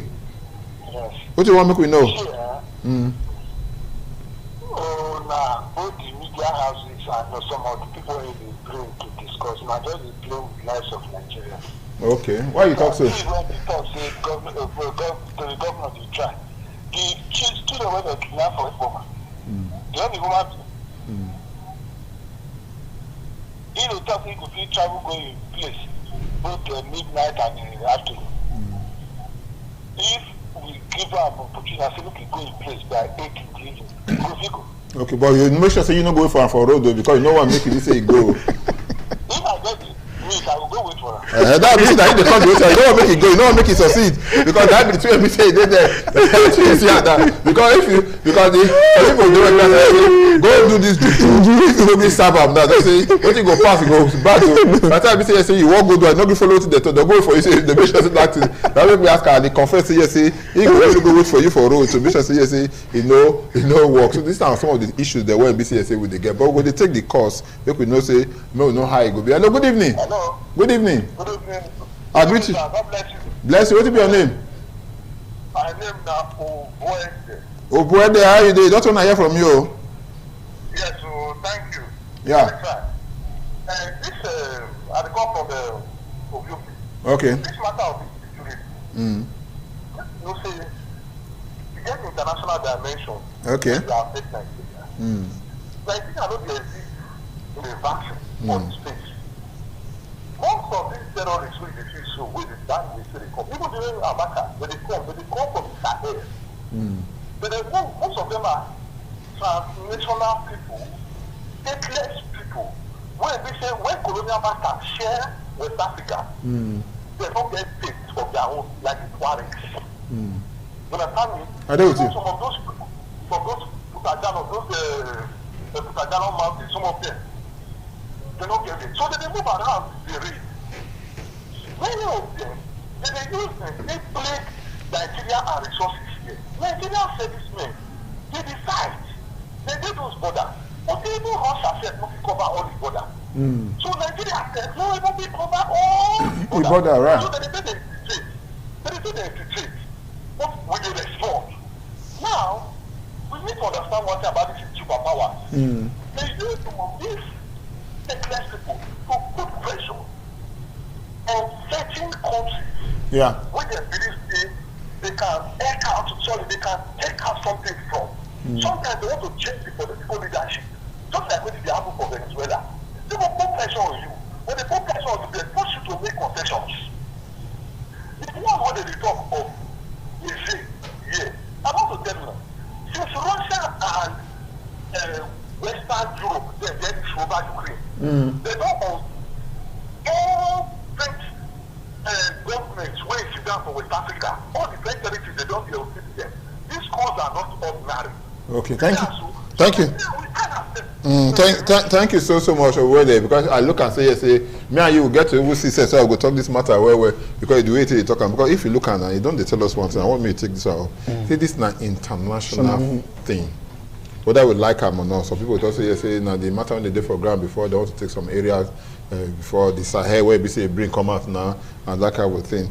Because of that international something, I make like say somebody like Donald Trump gets interest. Because whether we like them or not, ISWAP, when we say talk now, no be Nigeria for originates. No. Boko Haram they talk, no be Nigeria here for originates. And some other bodies now, so some when they see some local one like Lakaruwa and the rest of the icon be like this is so if you look you know if you say yes, say true the way this man talk I say that international something that we need international flavor to make sure say yes to take care of this matter.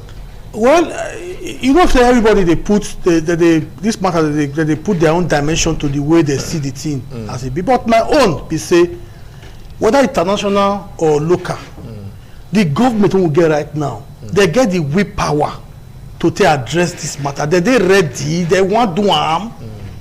That's one of the questions also they ask ourselves. Okay, what will be the priority? The question somebody they ask, they no fit do I mean they no want. They should not take am serious, because you make I tell you why. May I tell you why I tell you say government not take am serious.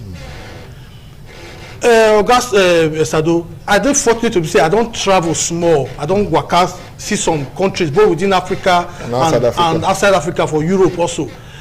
No country for when I don't see the kind very lax, very lazy security architecture what we get for Nigeria. But the guys are going to fight when it be say, not only Nigeria, I say your police. They road, they beg for money. I mean, they see them for that place. I mean, they see them even for many of the African countries. I mean, they see them. Your police, they road, they beg money. Your army, they collect fuel. They throw fuel for them for road, small fuel for push for small. They throw for them. I never see them for many countries. Maybe their fault, but no country get this kind of security arrangement wey go succeed for security. When we don't talk about now, say that international this and this thing, make we first of all sit down as a country, say okay, our government fix our security. How do you fix the security? First of all, the government need to invest for security. Security not be small thing. All this money when they use, the big governors call your party, bring this one come, who they can come, give them money. So use and get equipment for use and buy the equipment when go make work easy for your police.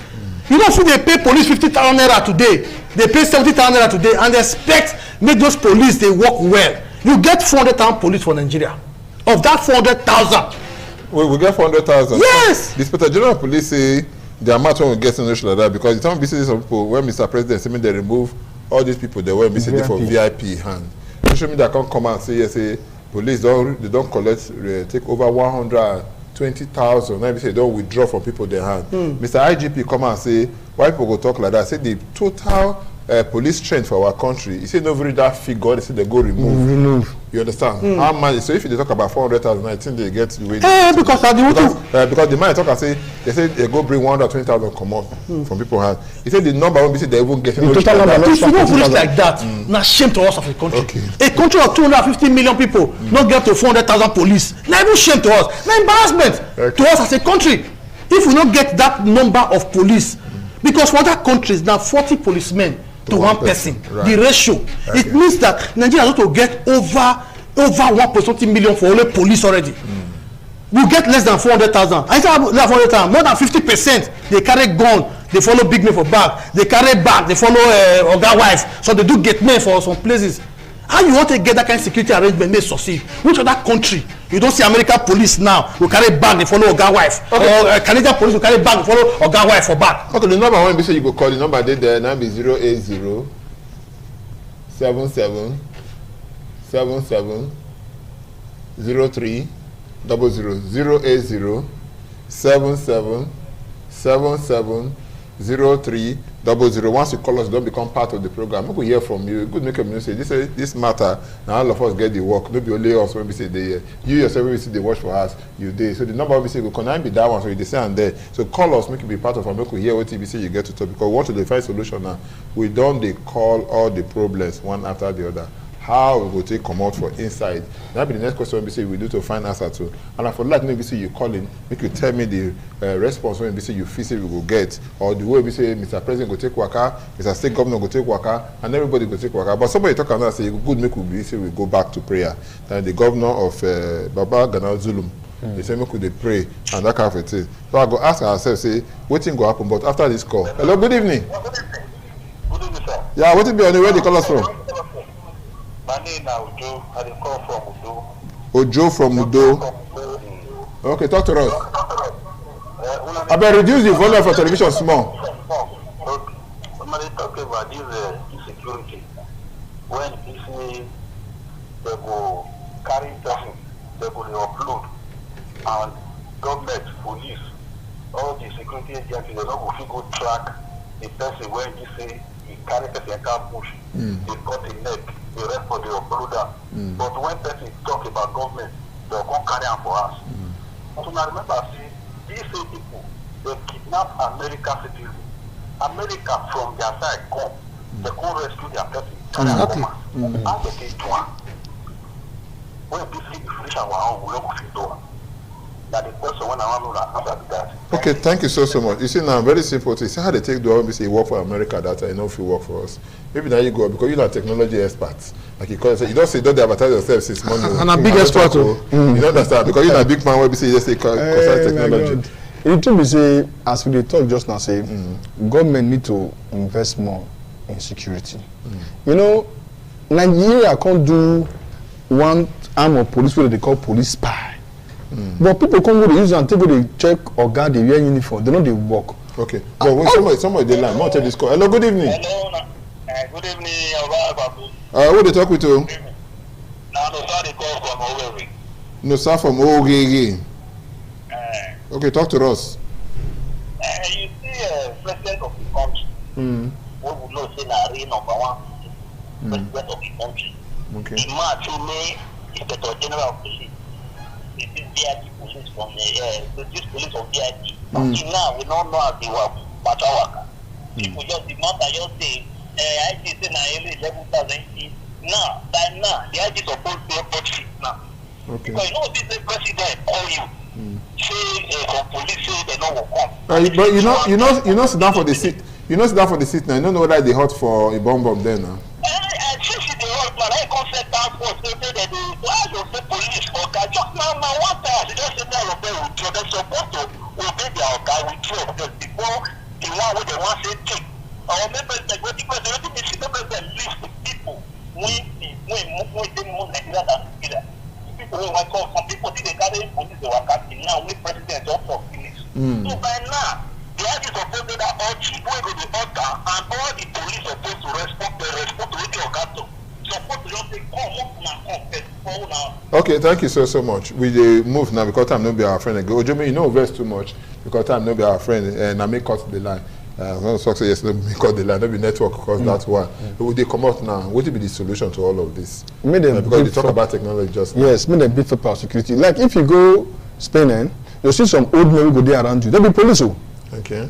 They will be monitor your movement, where you form, you do everything. They will deal with you, they eat with you. They'll be police. Oh, so that's what they call the what they call not BSS, they call BCID. BCID only, but police can't get what they call police spy. They don't encourage that one. Me and him feel the police for our area, nobody go know. But they give information. But when if you give information, finish, the same police will give information, will go tell the person, say, so the person will give information. Now you see the immaturity and say they never train their way. This data will say we take the increase more facility for the security. If you dey here communicate to who dey America, you go zoom out, you go get a picture, you go do everything. Now network that they use now satellite. You don't need any network provider. Once you don't connect to satellite, if you want to go earth, you go zoom any country for you. But go map, you go tell you where the person dey. It go tell you the direction everything will dey. So these are things where we say the government need to go into technology to fight security. Okay, thank you so much, my brother. Hey, I did 1 minute to quick say. I'll give you the 1 minute. You see, but me pass 1 minute. You see, my final word for you be say, Nigerian government need to stop to the sponsor kidnapping and terrorism for Nigeria. And I'll tell you why I talk am. You see, if you go now, in the 70s, when I say for Italy, say mafia take over because they can't kidnap people. The Italian government can sit down and say, okay, make we make law. They can't make law. Say this law. If like you kidnap anybody for this country, we not go pay ransom. Because what the kidnapper they find, now money they find. Not be to kill you. Now money they find. So they can't make law. They say this law, so even if you kidnap the president of it, for the president of that country today, they don't pay you ransom. And the first thing they'll do, as you kidnap somebody, the first thing they'll do, government will take the person family, will go put them for better hotel, lodge and keep them. Take care of them. You know if you reach them. Everybody when you try to reach, government will take her. So here for Nigeria today, government they carry money, they pay ransom, they encourage. What is this money they do? They procure more arms. Thank you so much. Continue the same insecurity. Make government stop her. So they go hard well before I go argue that one with you because the chief of defence staff, the new minister of defence, he talk. One of the things they want to say you go do, say you go stop all of those things. Say there will be nothing like negotiation with kidnappers again and no ransom pay. So now it really shows. Yes, just like you talk, so that kind of thing, it happen. Thank you, so you come today. My brother, thank you so much. Fares Akpere, I thank you. My brother Oimai, I thank you. When you see say you come. I thank you so much. And my colleague Isaiah for Ogege, I thank you. Obuede, no say we get many talk. I thank you so much. Ojo for Odo, I thank you, and Nusa for Ogege. My name now Thomas Sado. Make you not forget to now song when man hear before become deaf. Now they sing as a new song. Now good morning or now good evening.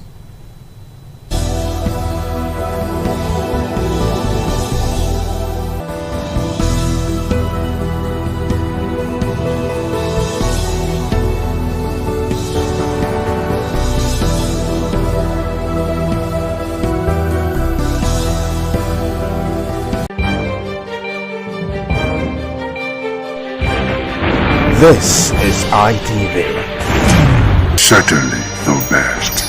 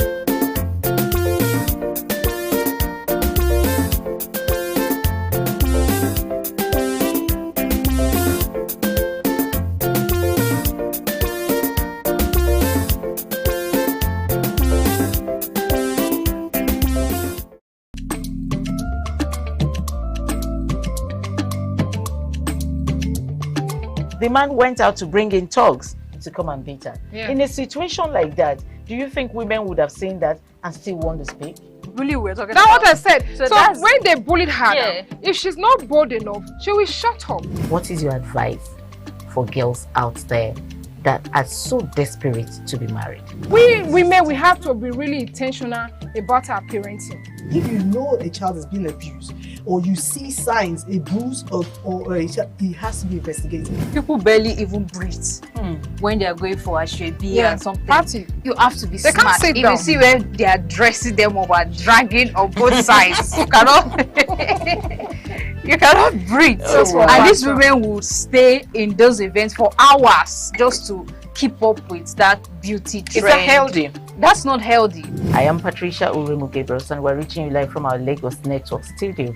Of course, Women in Conversation is a program designed for women to discuss about themselves.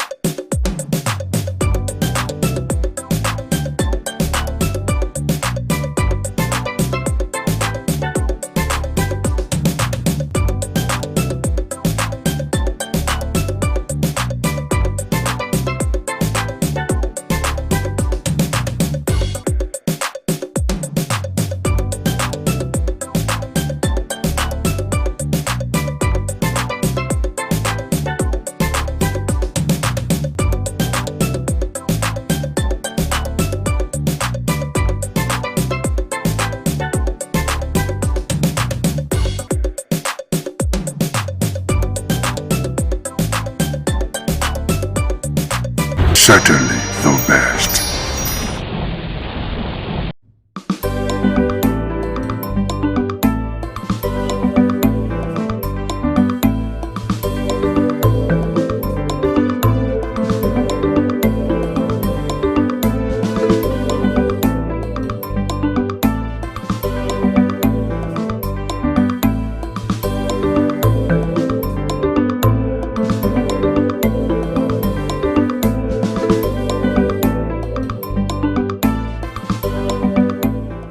Welcome to the program Youth Perspective on Independence Television. I am your host, Joy Obaisiagbon. And as you know, on this special program, we look at societal matters from the youth perspective. And today is no different. Today we will be looking at, business as a young adult, going into business, navigating the business world and, having to achieve success. I will be having this conversation today with my guest, Ambassador Terry Osemigye. He is the MD CEO of Unbeatable Motors and also the vision bearer of Edo Car Auction. Thank you so much for joining me today. Thank you so much, Joy. How are you today? I'm very well, thank you. All right. All right, let's quickly get into the conversation. Let me know about my viewers. Let's get into that particular, let's just hit the nail on the head. Yeah. What are those traits do you think that, young adults should have before they get into business? Some persons will say that this person is born to be a businessman. Mhm. Is there something like that? Thank you so much for that. Actually, to start up a business as a young man, as a youth, it actually do not require so much. Yes, it don't require so much. First of all, you need to identify the kind of business that you want to do. You need to know exactly what you want to do. And then you also need to have passion for the kind of business that you think you also want to do. When you have all these things, I think you don't need too much, because these are the things that will drive you to be able to, do this kind of business or do whatever kind of business that you want. Another thing is that as a youth, you can start very small. You don't have to start big. All right. But some of the youths today are actually looking for a way to start so big. And that's the reason why you see that so many youth are not actually, finding themselves in, in business. Again, there are some certain business that you can start without, like with little or nothing. All right. But those business can look like, a business that some youth do not want to identify themselves with, because some of them see themselves as graduates. They see themselves as people who have more knowledge, who have gone far and wide, and for that reason, they want to start so big. But if you look inward, there are some business that you can actually start with small, and you begin to, follow it up from there, little by little, and you go from there. So, what you really need as a young man is not so much. Be determined, and then look for a business, and then start small. That's what I would advise any youth out there. All right, you're a businessman yourself, MD of Unbeatable Motors. You're Yes. into automobiles. Yes. And so tell us, starting up, you didn't just start now, right? Yeah. What are those challenges that, personally from your end, what are those challenges that you faced, coming up right now? All right. For me, it's something that I would like to really share. And that's why I'm so glad that you're asking me this question right now. I remember in 2009, when I decided to go into the car business, my challenge was capital. You will agree with me that to do car business, you can't start small. There's no way you can start small doing a car business. That's just the simple truth. So, but truly, when I started, I didn't have the cash, the capital to start. But what I did was that I got engaged with the business, and I started learning the business while I was trying to do other little business, like selling of clothes, selling of shoes to my friends, to my family. I started doing that, and that was how I was able to, generate some few amounts of money far back 2009. I think it's about 16 years now. I started like that, and before you know it, because the business after that time was the business that I really want to do, I actually look around and I said to myself, car business is the only business that I like. But then I didn't have the capital. So I kept on little by little in other businesses, and I started raising money, started gathering money till get a particular point. The thing is, while I was even in the car business, I didn't have money to buy, but because I was already in the business, I was already doing some form of marketing of cars. So I started, getting calls from family and friends. Like a car agent. Yes, like they wanted to buy from me. They even want to ask me, okay, I saw you posting, can you advise? So that was how I started. And before you know it, these persons will actually want to buy from me. What I do is that I try to get from these people who own this vehicle as at that time, and then I sell and then make my own little profit. So that was how I started little by little. And before you know it, I was able to raise some certain amount of money. I could remember very clearly the first money that I raised to actually bought a car to sell was about 380,000.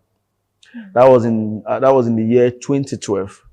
All right. That's a long time. Yes, I raised 380,000, and I was able to look for a particular car to buy, and that was my first car.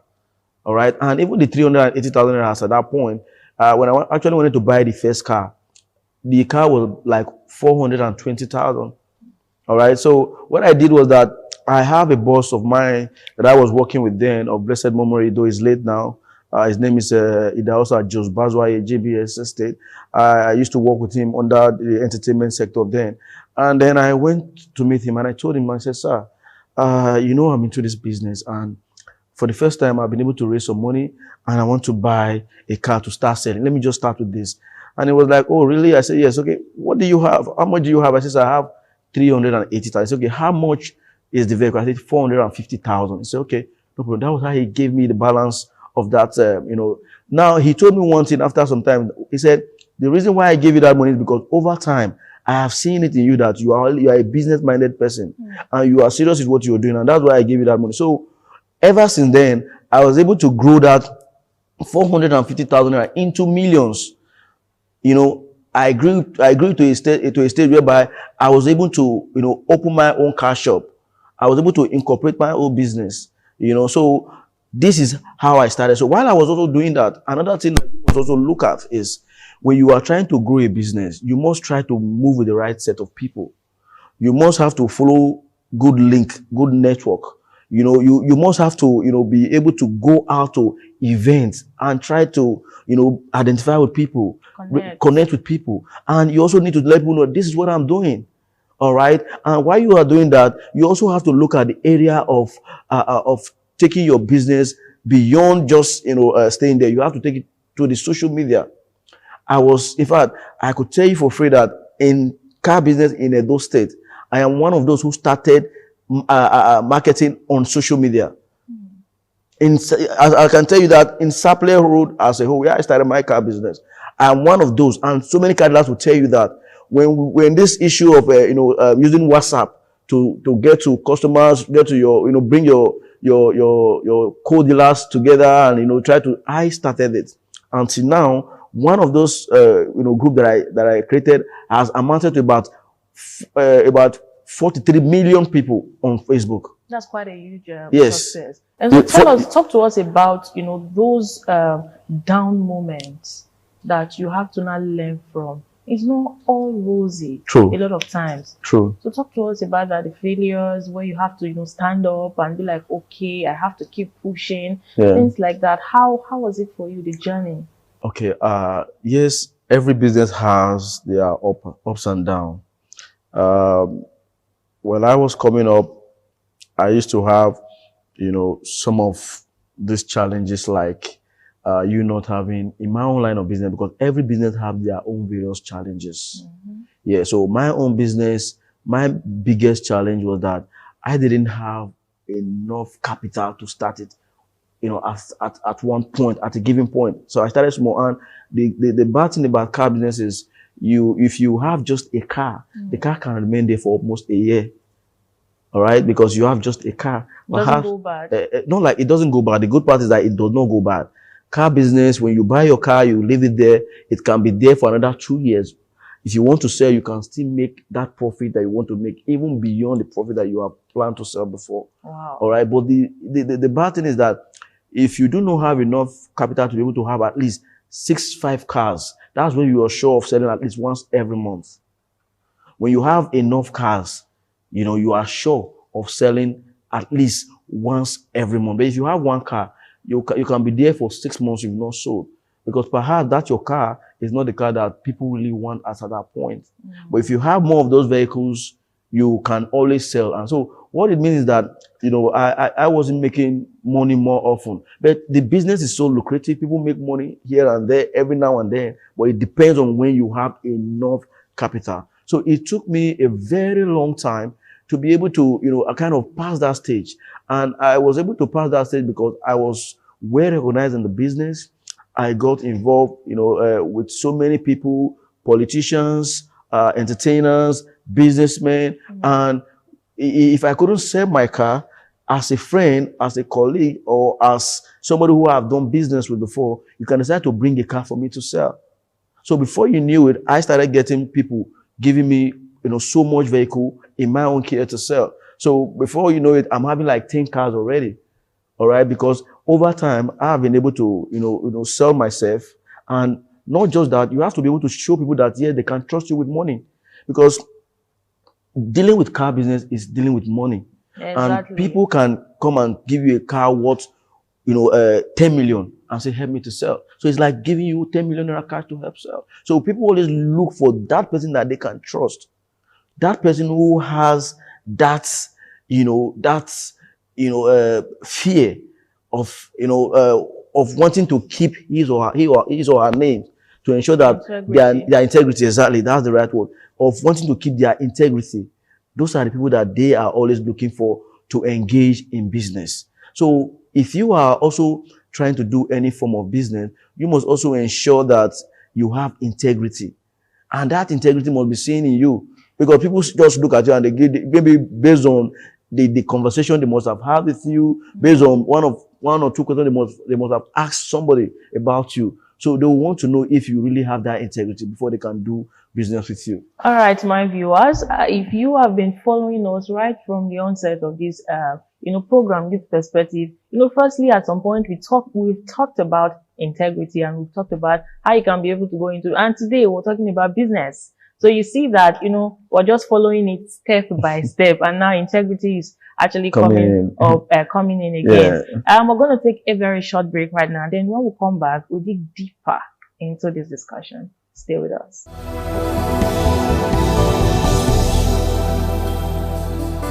All right, welcome back. If you're just joining us, this is still Youth Perspective on Independent Television.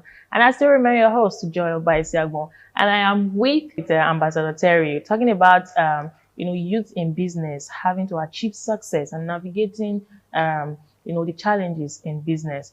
So let's move forward, actually. Talking about mentorship. You've talked about networking. I don't think in any business that, any young adult would want to go into, they wouldn't want to need a mentor in it, right? Yeah. Yeah. So talking about mentorship, how do you think young adults can actually, leverage mentorship in achieving success in business generally? Okay. I think mentorship is one way to grow in business, because you must learn from someone before you can grow in that business. And it also requires a lot of, being dedicated. All right. Because people like to take those who are dedicated before they can say, okay, this person, let me show them this way. So first of all, you have to be very serious with yourself, and then you have to be loyal. If you're working with somebody, you have to be loyal so that the person can actually use his whole complete mind to say, okay, let me, tutor you very well. So mentorship is very, very important. All right. Personally, I actually went through mentorship in car business. In fact, before I got to this stage, I have tried some certain things before I actually, came into car business. Okay. So that means that you have to keep trying, till you are able to get what you feel you want to do. And you got to keep meeting the right people and making them understand that you are ready to learn. You are ready to, follow their footsteps and let them mentor you. All right. So when you keep bringing out this form of attitude, people will take you so seriously.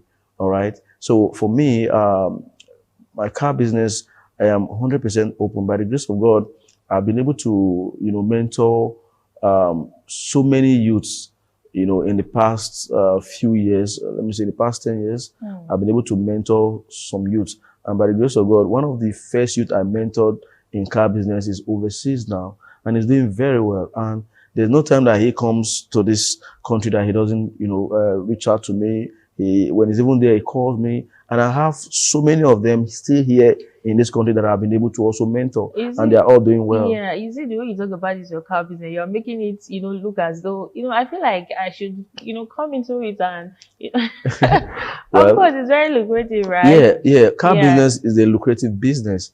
Another thing is, in car business, even if you don't have money, you can actually be there and you'll be making money. Remember I told you that at a point I started getting people giving me cars, because I was already learning the business, and before you know, they were giving me cars. As a matter of fact, I started getting people giving me cars before I was able to even raise money to buy my car. But let's be very realistic right now. If I'm to come into your car business, right? Yeah. Talking about the agency part of it, can we actually balance that part? Like, because when you talk about the real estate, people will be like, oh, 10%, 5%, 15%, 20%. I even heard right now that some persons are collecting 15%, right? So how does it really work in, your line of business? Okay, fine. Ours is not percentage. It's called commission. Oh. All right. But there's a particular slang that we call it in our business. It's called do my share. All right. It's like saying you are able to do the business, so you have to share. All right. Now, in our business, you get commission based on any car you are able to help sell. All right. And there's no particular amount to the kind of commission that you might get. Yeah. Sorry to cut you short very quickly. Talking about these finances in business, how do you think we can actually manage, having to, take care of responsibilities and knowing when to take risks in business, generally speaking? Taking risk in business is something that one must always do, because if you don't take risk, at times you may not grow. Exactly. But again, before you take the risk, be sure that you have been mentored. Be sure that you've known, the business. Be sure that you understand the business that you want to go to. Be sure that yes, you like the kind of business that you want to go into. That's what matters, because getting capital to do a business is one of the biggest problem anyone can face. It's always not easy to get capital to start a business. That is why I said earlier that you must have to start very small. All right. In my kind of business right now, as it is right now, you can be there and helping to market my business. And when I sell, I send you a commission, and that commission is from 100,000 and above. All right. It depends. If it is between a car of like maybe 2-3 million naira, be sure that you can get like 100,000. If it is between a car of 5 million, be sure that you can get like 200,000. So it depends. If it's a car of like maybe 10 million naira, be sure that you can get like 500,000. I don't know if you get my point. No, yeah. So, but it also depends on how you are able to, because another thing is when you bring somebody to come and buy a car from me, that person is your own sure connection, right? So you also have to some extent, some influence in that person. So you are to do your own part to ensure that the person eventually buy from me. Because I'm not the only marketer out there. There are so many other marketers. All right. So other persons who are also selling are also trying to sell. So you who is bringing that person to me should be able to also do your best to ensure that the person eventually buys from me. All right. So by the time the person eventually buys from me, you are sure of your percentage. All right. So that is the way it's done. Whether you say it or not, as long as you're able to bring a buyer to me, before you leave, I'll tell you, send me your account number. Since you bring that buyer, and I'll send you money, because I understand that you have just done your job. Because it's not easy to get somebody to buy your product. All right. So for you to bring that person to me, you will be well appreciated. All right. As we've heard from Ambassador Terry, he's actually an ambassador, so he's open to teaching you how to go into car business if you're willing to, help you and mentor you go through it. So very quickly before we go, we cannot totally rule out, the set of people that are actually in business right now. A lot of them, their business have gone down, looking at Nigeria economy. Yeah. So lastly, before we go, your final words, can you actually, help us, talk to us? How do you think, people like that can actually come out from that and bounce back into business and, see that it goes well? Okay. You see, the situation in Nigeria right now economically is telling on everybody. No business that is not feeling it right now. Even in car business, I remember some years ago, some certain amount of money can get you like up to like 10 cars. Some years ago, with 20 million, I can get 10 cars. I don't know if you get my point. But that 20 million today can just get you 2 cars, let me say 3 cars maximum. Depending on the kind of car that you want to buy. And, Nigerians love sophisticated, things. And the kind of cars that are actually, sellable in the market, that are of high demand right now in the market are the kind of car that you want to get. All right. And if you fail to go and get the kind of car that is, that's not in the market, then you'll be rest assured that you're going to lose. You're going to lose because at the end of the day, the car will remain there, and perhaps you have to go and sell it below the price. Okay. So I will advise people now, you just have to keep on doing your best. You don't have to stop, because I know some persons who, because of the dollar increments and so many other things that have allowed for the car business to be very high, they actually step up the business. All right. And some persons like myself kept on pushing, even though I know that the money I used to have that I can use to buy like 5-10 cars, I cannot buy that car again. But I don't have to just completely go out of business. I have to keep on, doing the business and hoping for the best, hoping that yes, tomorrow I'm able to get a better capital to invest more in my business. So you just have to keep going on. And for the youths out there, let me say this, those youth in Edo State, I am very, very open. If you feel that you want to learn car business, you are sure that you are ready to learn car business, be it a male or a female. I have tutored both male and female in this business before. So if you feel you want to learn it, be free to reach out to me. By the grace of God, I have my own company where I sell my cars. I will put you through. All right, thank you very much. That's a wonderful one right there. As you've heard from my guest today, keep on pushing. Don't stop. It's not all rosy out there. We understand all businesses face challenges, right? So, thank you so much for joining us today. Until we'll meet again next week, I'm Joy Obaisiamo. Bye for now.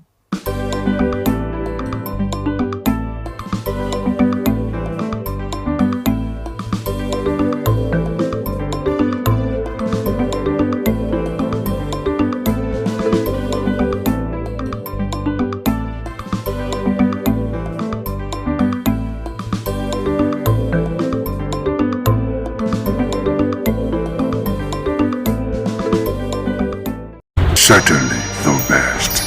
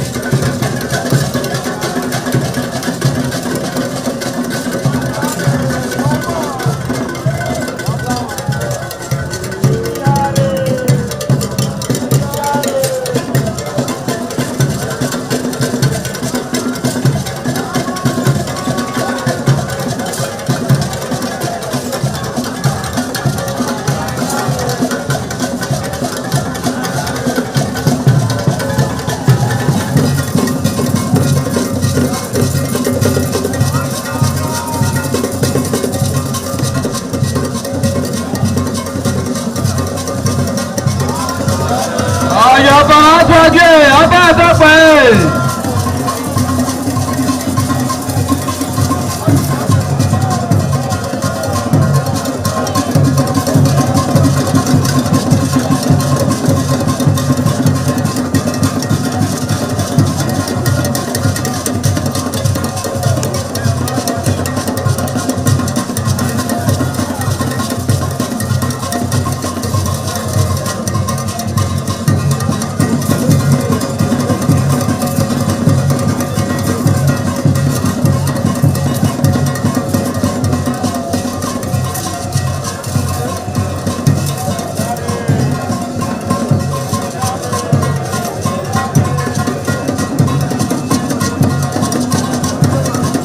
Ojúde àtúwájú ọba àtọ́pẹ́.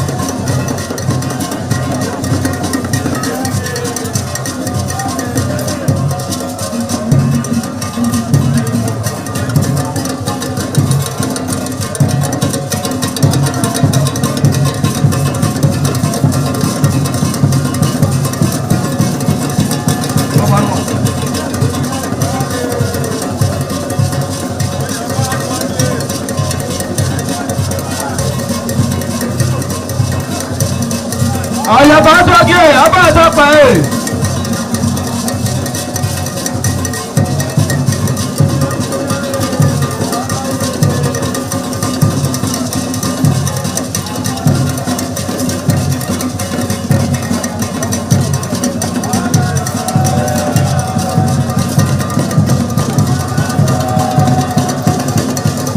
Ọ̀dọ̀yẹ àtọ́jú ọba àtọ́pẹ́.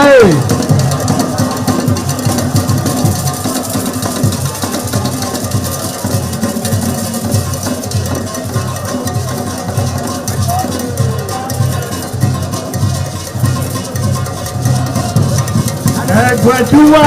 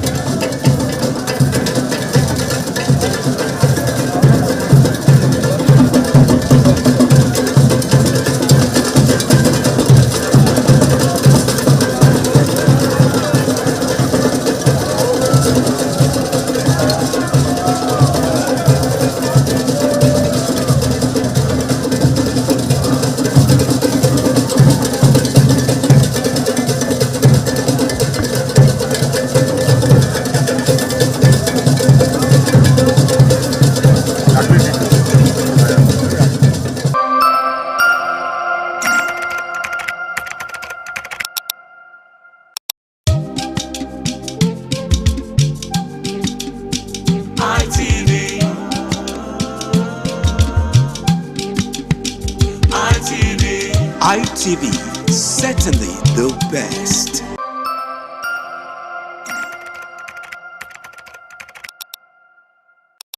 Certainly the best.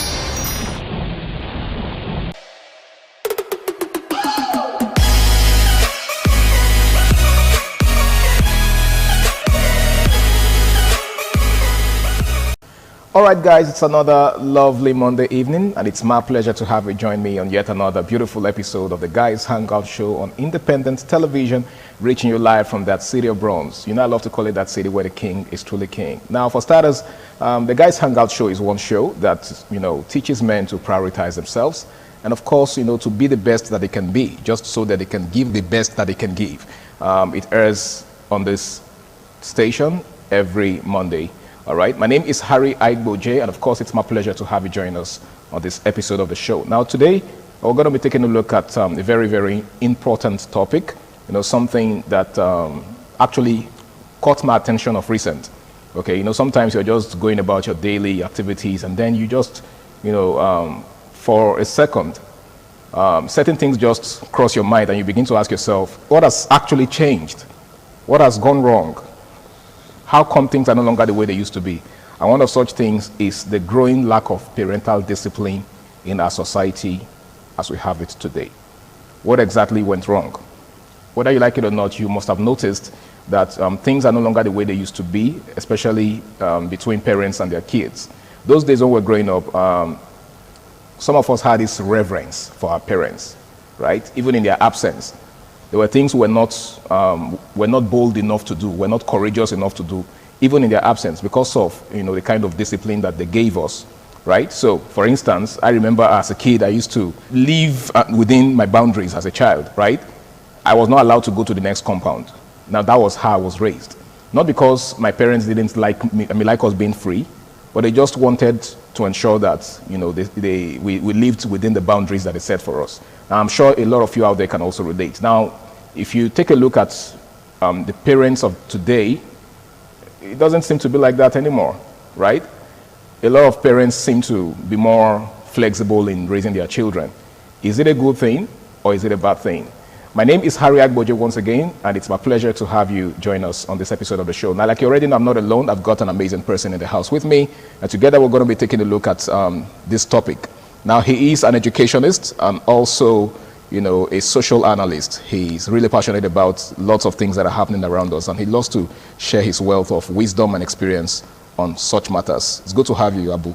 Thank you very much, Mr. Harry. And as usual, it is good to be on the show today again.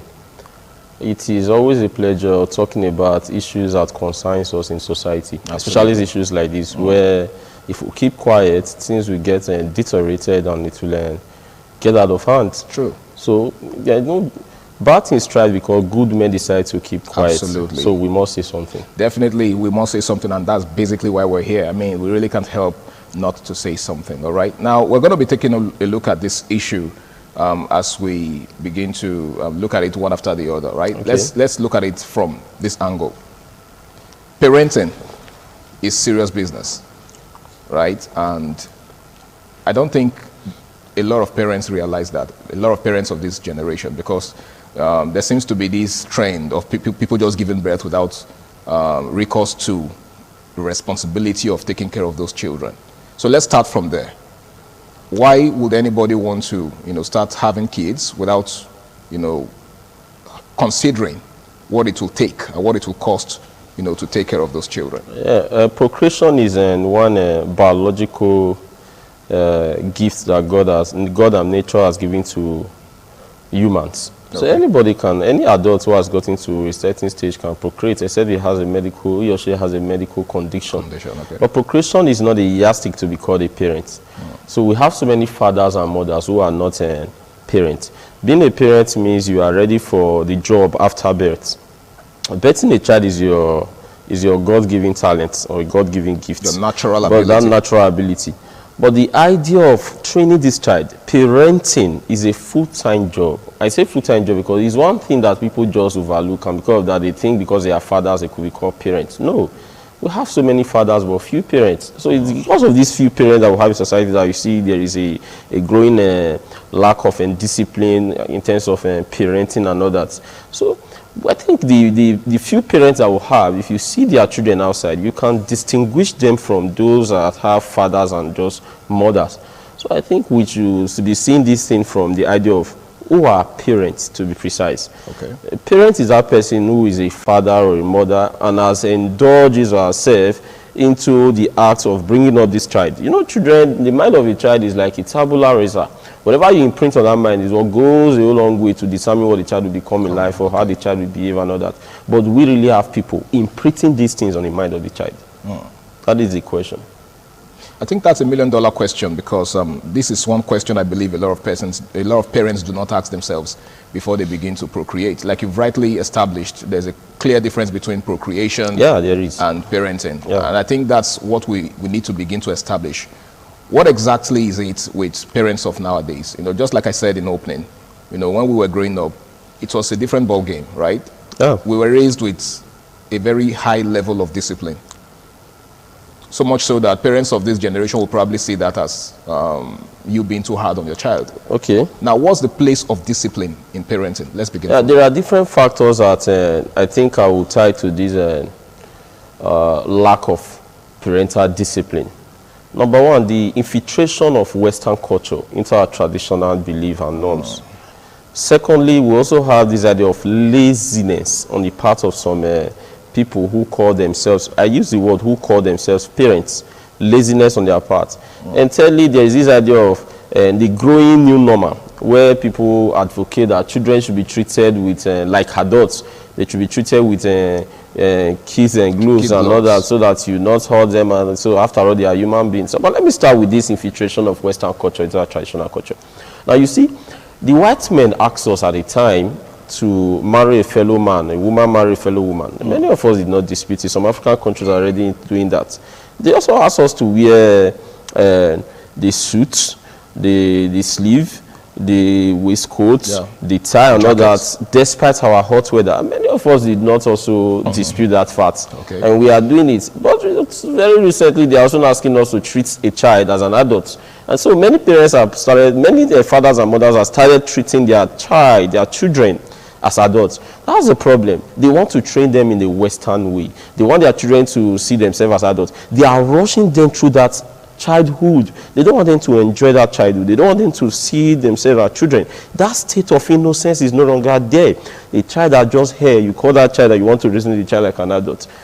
What's reasoning capacity in the first place? My brother, what is the rationale behind you sitting a child down to say, let's discuss? You are just 4 now. And who told you that a 4 years old is thinking like an adult already? It's not. I know many will say this is a computer age and jet it. Leave that computer age and jet it. Children are children. And most of how were we brought up? We were told that if you misbehave, I will flog you. I have so many parents in my area. My father was not just my father. Yes, he was my biological father, but I have so many fathers that before my father even come back from his workplace, someone else have disciplined you if you misbehave and all that. Do we still have such in our society? No. You see, everybody wants to say my family. So you're saying that in those days there was a communal mindset? A communal mindset. All parents were parents, and all children were children to all parents. Now, these days, you see families saying, you don't touch my child, I know how to discipline my child, you leave this child for me to discipline and all that. So that's why we're getting children are going haywire. Some of them are even going gaga. You know, some of the hairstyle that a 10-year, 11-year-old will put on, you begin to wonder, is this one coming from a home? You see some young girls out there, 11, 10, some of the things they will wear, like, does this one even have fathers and mothers at home? So the issue now is we are drinking too much from this cup of Western wine. I think we should come back home. We should come back to this African tradition. We are Africans. And in Africa, there is discipline intrinsically buried in our totemic mindset. It is on our subconscious. That discipline should be resurrected. That parents should see themselves as not just parents, but as role models, as disciplinarians. Correct these children when need be. Don't reason with a child.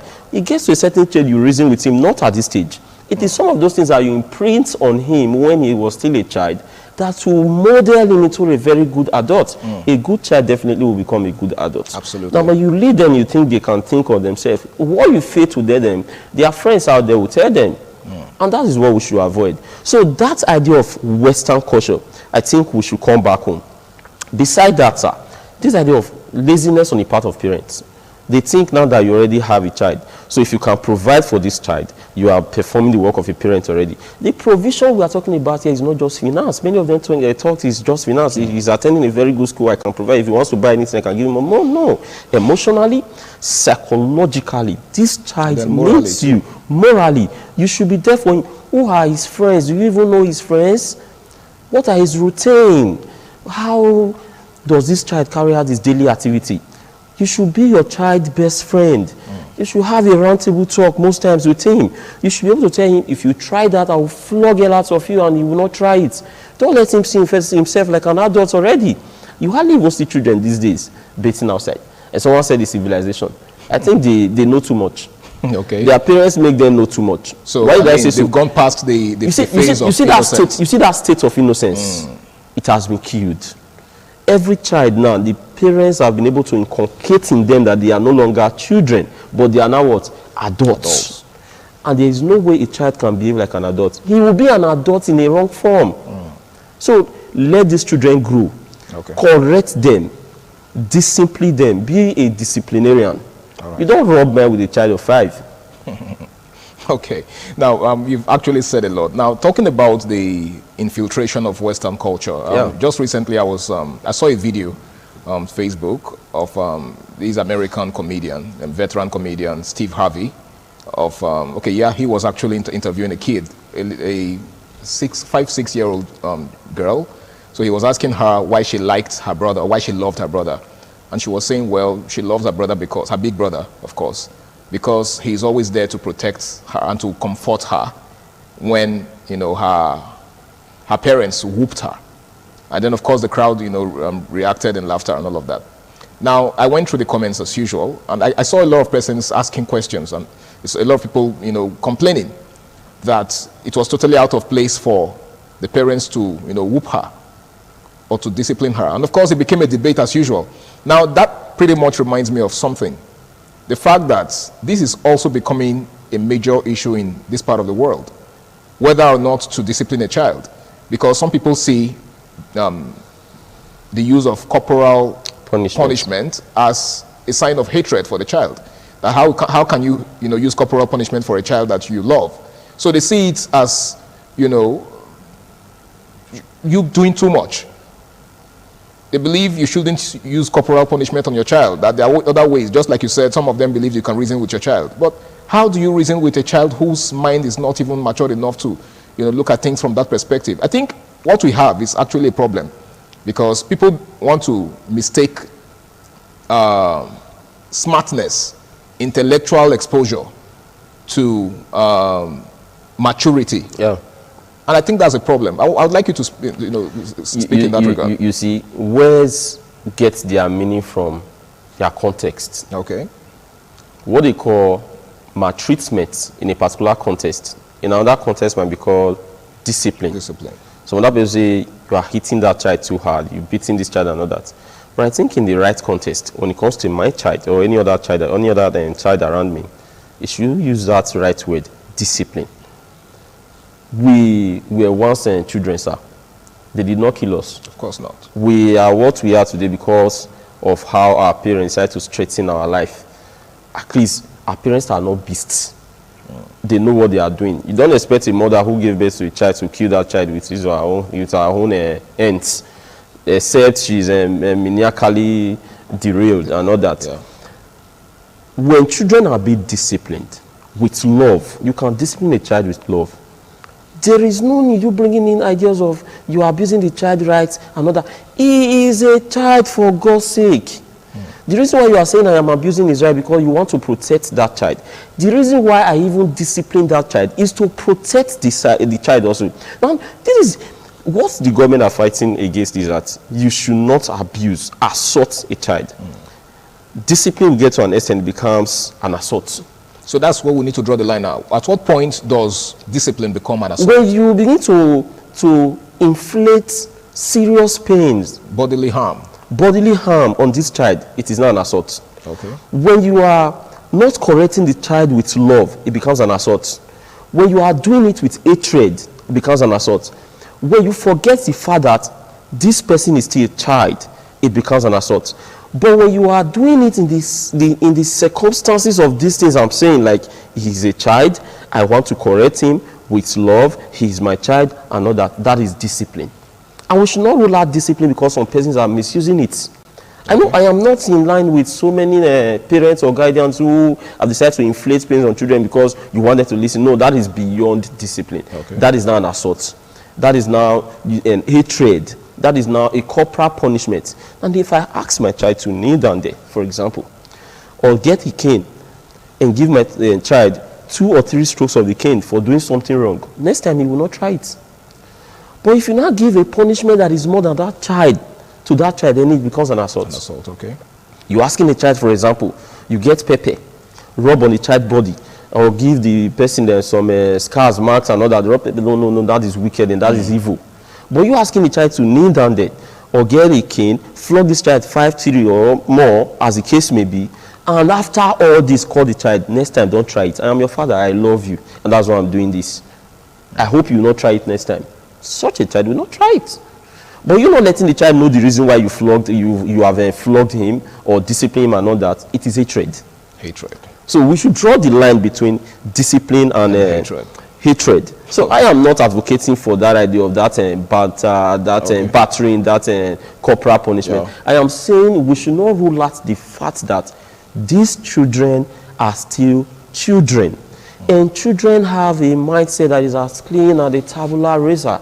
So we have to imprint something that they will take up into becoming a very good adult. I guess that's why the Holy Book says that you should train up your child in the way he should go, that when he's old, he will not depart from it. All right, guys, it's still the Guys Hangout Show on Independent Television. Just in case you're just joining us, we're talking about the decline in discipline, parental discipline.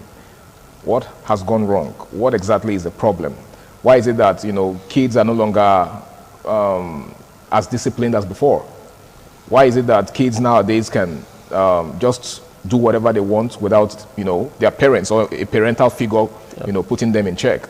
Now, Abu, just a moment ago, you were talking about the difference between correcting in love and correcting, you know, in hatred, right? Yeah. Now, it's no longer uncommon to see children just walking past an adult without greeting.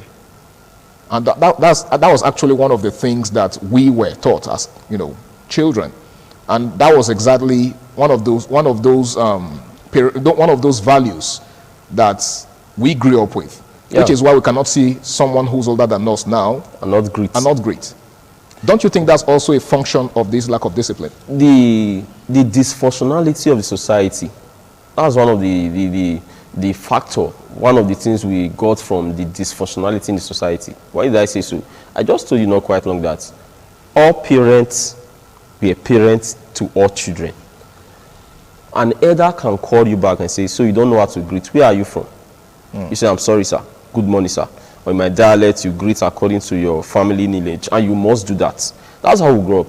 But these days, many parents have restricted themselves from doing that. Before someone else will come somewhere and say, don't talk to my child, it's my child, I know how to train my child and all that. So that communal nature is no longer there. And you can see, that is just a microcosm of the larger one. You could see, apart from this idea of greeting, you could see children, they hardly even get up from the seat for an elder to sit. If that's That's another dimension to it. Now, you see some of them, they are very disrespectful. They have begun to euphemize what we call disrespect. You see some of them will say savage reply. What you might want to call obscenity, I think that's one of the effects of stupidity, social media. Yeah. You see some of them will say, there's a new one now, we listen, we don't judge. That's not even good. They are indirectly promoting children to go haywire. Go wild. They are promoting this idea of you can always do whatever you want to do. And they are promoting immorality. And the question we should even be asking is, what do we call judge in this context? Judging is discipline. Discipline we're talking about. It is discipline they want to eradicate. When a child does something wrong, you're supposed to discipline that child. So you say but to children of this generation, is you listen, you don't judge. I mean, you say you listen, you don't judge. Besides that, sir, you see, when these children were growing up, they were given this orientation that I am your father, I am your mother, I am the only person, I should be the only person that has the moral right to discipline you. And that's bad. Let these children know that all parents in this vicinity are your parents. Even adults. Even adults. Not necessarily they have parents. the right to discipline you in my absence. When I was growing up, something happened. I went home to tell my father that a teacher has flogged me in school. He said, okay, the next morning we'll go. He followed me to school. And when we got there, he took the cane himself and flogged me again right in front of the teacher. These were adults in unity. Adults having a meeting over me that I don't even know about. Their primary aim then was, this child must not go wayward. Now that I am an adult, I used to think like, okay, could it be the reason why my dad have to flog me again? You know, that sends a message. The message was, you are safe in his hands and don't misbehave because I'm your father. I will flog you again. But these days, we've seen parents that will follow their children to school and start constituting nuisance. Some of them will not even ask. You'll be telling your child right from the home that your teacher will die today. You are giving that child an impression that he or she can disrespect an elder and get away with it. I'm your mother, I will always fight for you. You are creating a small problem that will blossom into a bigger one in society tomorrow. A child you couldn't discipline today will end up in prison. And they'll start crying. Discipline your child. Teach these children societal value. The values, one of the values that will hold tenaciously to in Africa is respect. They should be respectful. Leave this idea of we are in a civilized world, this is a computer age. And in America, you don't touch a child like that, they'll call the police on trust Nigeria police. Okay. They'll be very quick to tell you, no, it's not like that. You must respect your parents and all that. So that is one of the factors. Okay. Though there are other factors. There are factors that we have this single motherhood and fatherhood. It's also a contributing factor. Broken homes. A broken home. Now, if a child is coming from a broken home, that parental care, love will not be there. Of course, it's not easy for one person to train up a child. Okay. You need a father figure, you need a mother figure, and this person is not there. Definitely it will affect the child's psychology, and that will metamorphose into an adult that will be antisocial, Okay. or that will be maladjusted in society. All right. So that is another angle.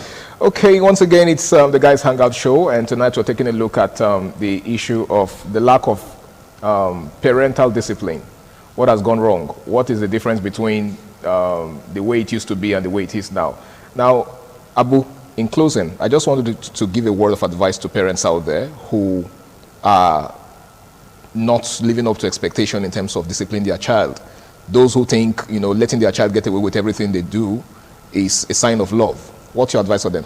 In less than, They shouldn't be just a father or a mother. Okay. They should be parents. And parenting is not an easy job.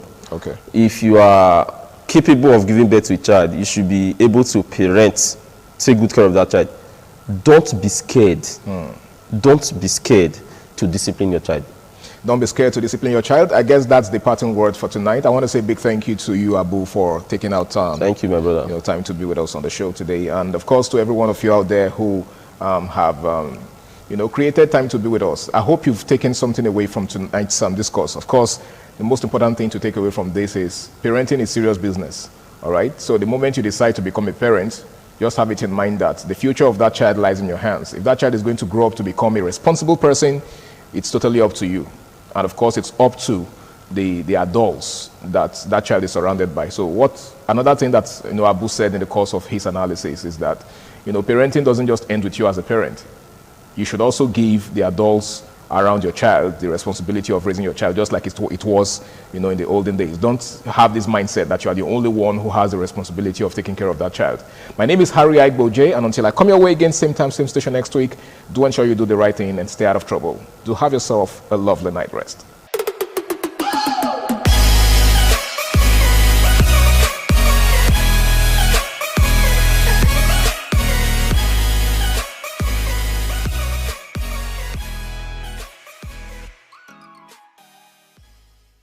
Certainly the best.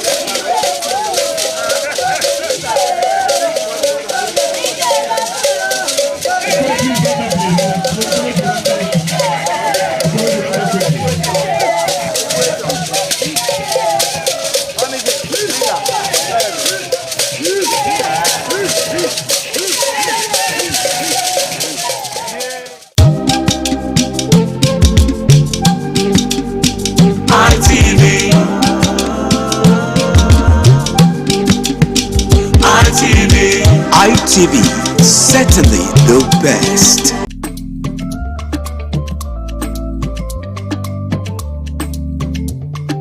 The man went out to bring in thugs to come and beat her. Yeah. In a situation like that, do you think women would have seen that and still want to speak?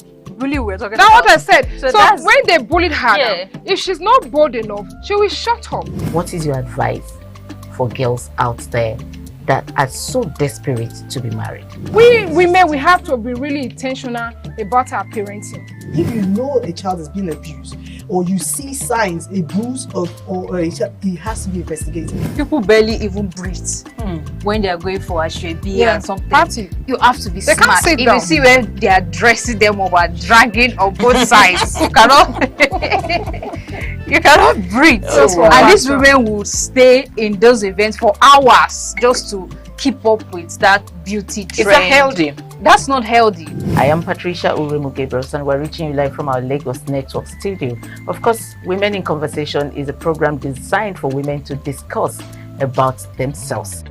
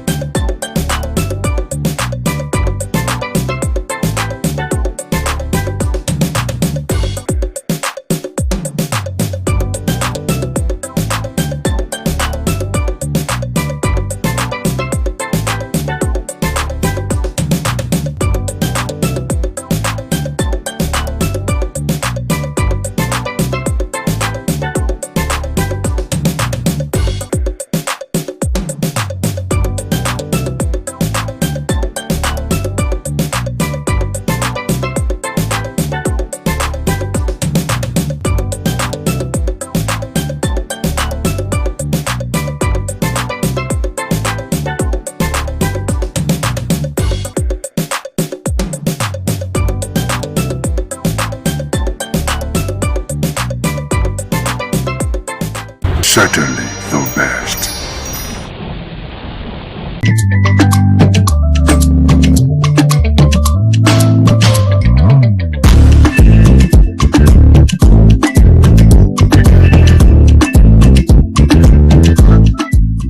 Hello and welcome to Women in Conversation on ITV.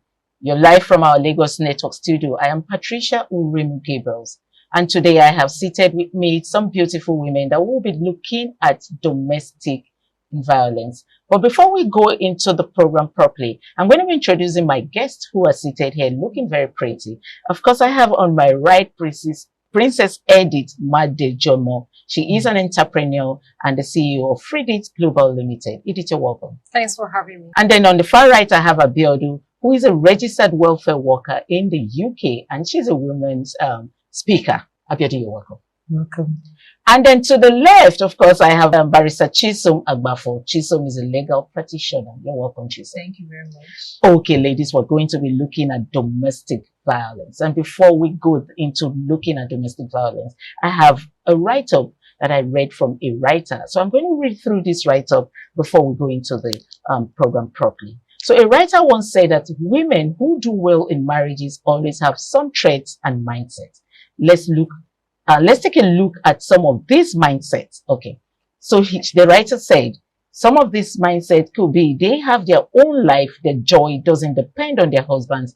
Their mood does not depend on their husbands. The women makes a healthy marriage if you don't have mood and you're not looking to your husband. Okay. And the writer also said they believe that they don't chase validation. They carry peace, knowing that peace draws their men back home.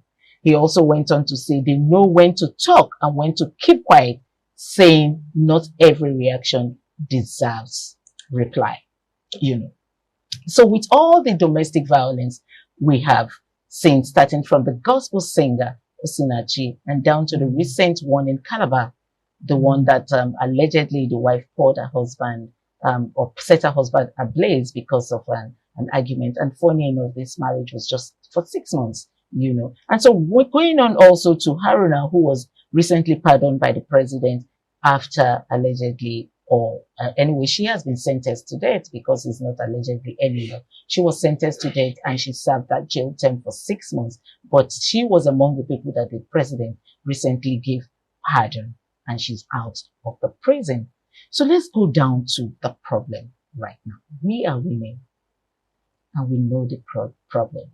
I think it's the domestic violence. That is a major problem in marriage. But let me start with you, Chisom, as a barrister. How will you define domestic violence, Joyce? Okay, thank you very much, Patricia. The issue of domestic violence, I would say that every time a woman is being silenced or emotionally broken, you could say that, that is not just her story. It is how the society is built. That's how it is. And so, the law, according to the law, domestic violence is, a deliberate harm that is being done to somebody directly, either to cause harm or to make the person traumatized, harassed, intimidated, So this is what domestic violence is. And domestic violence are of different types. We have the physical abuse, we have the emotional abuse, we have the psychological abuse, and we have the financial abuse. So domestic violence can be seen in these 4 aspects. The physical abuse, where the person intentionally causes harm, the partner causes harm to the lady, beating, injuring her, and all sorts of physical violence. Then the emotional part is when they deal with your mindset, deliberately making you to rethink things, traumatize. You're confused, to cause confusion on the person, or deliberately trying to intimidate that person by demeaning or degrading the lady. We could also say that, apart from women going through domestic violence, that's why we just say the victim, because it could be a man, it could be a woman, as well. So basically, I think that is what encompasses domestic violence. But it's mostly the women that goes through this. Yes, you could say 80% of, especially where we are, we're in Nigeria, and mostly women fall prey to domestic violence because of cultural perception and the way society, tradition, and all of that is mostly women. Okay, Abiodun, let me come to you. We just heard what the writer said through the reading, and so I'm going to ask: would you say these women didn't or doesn't have any of these traits or mindsets? The women that are domestically abused. Well, I would say women, my sister has already said what domestic violence is. And from my understanding of the writer is like, you can't, I think it's behavioral issues. Yeah, it's either the woman or the man has behavioral issues and it should not be tolerated. It's not a healthy atmosphere to be in. It's dangerous, as we can see. It can lead to death, it can lead to emotional harm, it can lead to psychological harm. And so, to me, domestic violence should be, is a serious issue. that if not dealt with, it will become worse. And as you can see, the end result is not like where if a thief steals something, at least that they can survive it, but it can lead to death. It can lead to not only holistically children as well being affected, because in a marriage context, and domestic violence can be in a relationship even before marriage, and so to me, when I see domestic violence, as my sister said, it could be sexual abuse, it could be financial, it could be psychological, emotional. So, and that's, can you imagine going through that at home or with your relationship? It will affect every aspect of your being. You go to work, you can sort of discern or observe somebody that is being abused because they can't focus. They're easily agitated or they're anxious, and and I've, personally had someone in the family that years back that was killed, and in a relationship, and I remember when we heard the story was that she was going to break up with her boyfriend, and then something happened. We found out that maybe she had a drug overdose, but many believe that she was killed. Oh, so the story, if I heard you clearly, she took drug overdose or she was killed? What we know is that the last thing is that she was having issues with her relationship with her boyfriend. Maybe she found out he was probably cheating on her, or so. That's the last day that she got killed. So she went to her boyfriend's house. They found her body in her boyfriend's house, but the boyfriend said that she had an overdose. Yeah. So we just know that relationship was not healthy anyway.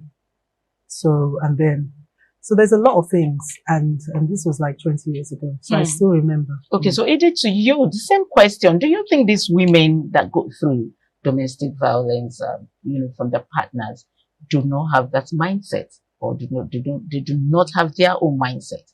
Or what do you think? Do you also think that when you're experiencing such things from your partner, you should take a walk? Oh yeah, that's my opinion. I don't think any woman will want to walk out of a good marriage.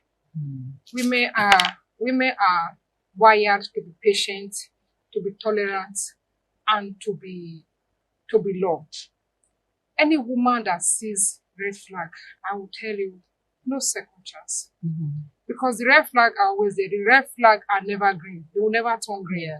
They're always red. They will never turn green. If you see the red flag, please take a walk. Talk to somebody. I don't believe in this. You listen to what people say, what pastors say, what the society will say. Why not think of what people will say when you die? Why not think of what people will say when the spouse finally kill you? You understand? So I will suggest, if you have any reason of violence or domestic violence, you take a walk. Domestic violence, like my lawyer rightly said, domestic violence is different ways. They come in different ways. Abusive relationship to marriage, verbal violence, emotional violence. So somebody can talk you down and dehumanize you. That is domestic violence to me. They will talk you down. You feel worthless of yourself. Anybody that talk you down and make you feel worthless of yourself and make you feel less of yourself is not worth standing with. Not talk of being into a relationship. True. You understand it? So that's my opinion. So they'll talk you down, they make you see yourself worthless, they make you question if you are existing, they make you question your existence. Okay, let me quickly come in here. Most women, that's when they believe that the man loves them. Oh my let me tell you why I said that. Okay, so I have a cousin who is dating this guy, and each time the guy wants her over, is to either come and cook or come and do his laundry. And then one day I asked her, I said, what is wrong with you? Why do you have to? Anytime he calls you, it's because he wants you to come and cook or he wants you to come and do his That's laundry. a user. What is wrong with you? And she said, because I'm the one he chose. It's me that he loves. Because what do you guys think about that? The thing is, they want to establish control. Yeah. Domestic violence generally is control. The partner or the person who is the abuser wants control, total control of your mental state, your physical body, and everything. So, you know, the society has romanticized abuse to the extent that they feel like it is strength, endurance. So the more you endure in a marriage, the more it gives you strength, or the more you get experience. So I'm a married woman for 10 years, so I've seen all sorts of abuse, tragedy in my marriage, and I can advise the younger ones. I think that is what some people say. You know, most people, they see it as endurance. You know, you go back to your mother-in-law and tell you, oh, I've been through it before. It's not a new thing. Don't worry. With time, you will change. You could pray. And some of them don't change. They don't change. Most people, they don't change. Is it marriage? Is the person, No, is she married to? No, they're dating. They're dating and they're... That should not even be, you know, and then But you're doing the like what she laundry said, and you're do doing the you washing. think they change completely? Like I said, red flag don't turn green. They They never turn green. They don't suddenly change. They are there. Rather, they will go worst. Yes. They don't. And They there's are no there. amount of prayer That will change them. change You know, that some person. people. As in, Some looking people. at the example, the lady, the singer who's late now, Osinachi, yes. you know, I'm sure because I think she's a She popular was person praying. in the church. She holds a yeah. high position. She's close to the pastor and all of that. She was basically building her foundational career in the church. Yeah. So it's beyond prayer. There's no amount of prayer that can solve, you know, a person who is an abuser that would change that person. So I think the society needs to move beyond go and pray or just endure. I mean, But we have also seen where some prayers worked. Yes. Yes. No, it works. Yes. Oh, yes. You We have don't- also you don't seen where mind some that. prayers worked and the partner changed for a better person. I don't They've been believe that. cases. That is just 2%. I don't believe that. But I feel that, yes, it will work in prayer, but maybe there'll be a time of separation so that they can deal with the issue in deliverance, in prayer, So in see word. counselors and all Yes, that. but to be together and then still, because at any time it can come forth, and then when the man is ready or is the woman, then, you know, healthy. Because even in the Bible, it does not say you should tolerate violence. Is not tolerated. Anger is not tolerated. And God even says in the Bible that, you know, the exception of divorce is sexual immorality and things like this, you know, hatred or that. So Violence. the violence, yeah. So it's not. So I would say that, you know, since you said prayer could work, I would say that prayer alone cannot work. No. For prayer Counseling, to work, the there have to counseling. be deliberate actions The that are put in counseling, place. yeah. Maybe there should be a There have to be- therapist. correct. There has to be The an counselor, acknowledgement. yeah. from Acknowledge the fact that woman. there is You an have to- issue. I can't take this from you. You can't raise your voice at me. You can't beat me. You can't do all of that. And that action that would be taken, you know, form of, like you said, therapy. That was when you can now say, okay, you're adding prayer to, but then you're taking steps. Okay, to make this she work. is speaking as a barrister and Abiodun here is speaking to us as a pastor. yes, I would say that because law and morality are two different things. But outside that, we can't just base on religious aspects. You know, prayer works, right? But then Definitely. you have to back it up with an action. You have to make that move. You have to, you know, actually acknowledge that this is an abuse and I'm a victim. So I think that should be. Does the abuser actually acknowledge the fact that they are an abuser? They don't actually. But you have to make them see that they are an abuser. That's where You know? Abiodun says prayer comes in. You know, most of these are They don't. They are narcissists. They are manipulating. They are So, they'll manipulate you. They'll yes. make people see you as a bad person. Of course. And they will bring the good person. Yes. To the outside world, they are the good ones. They are lovely. They are accommodating outside. And at their home, they are warriors. They are demons. That is it. That is narcissist for you. Yes. They'll make people paint you black. And they'll be nice outside. Yeah. When you go outside, you're talking about your partner in a bad light. They were like, no, not this girl that I know, not this boy that I know. And they are demo at home. Can I say something? Yes, Because, please, go ahead. because to me, I also want. I've seen things happen, and I know domestic. Abiodun, I'm sorry, I'm going to cut you short there because we're going on a short break. We'll be right back. Please stay tuned. Thank you for joining us. Abiodun was saying something before we went on a short break.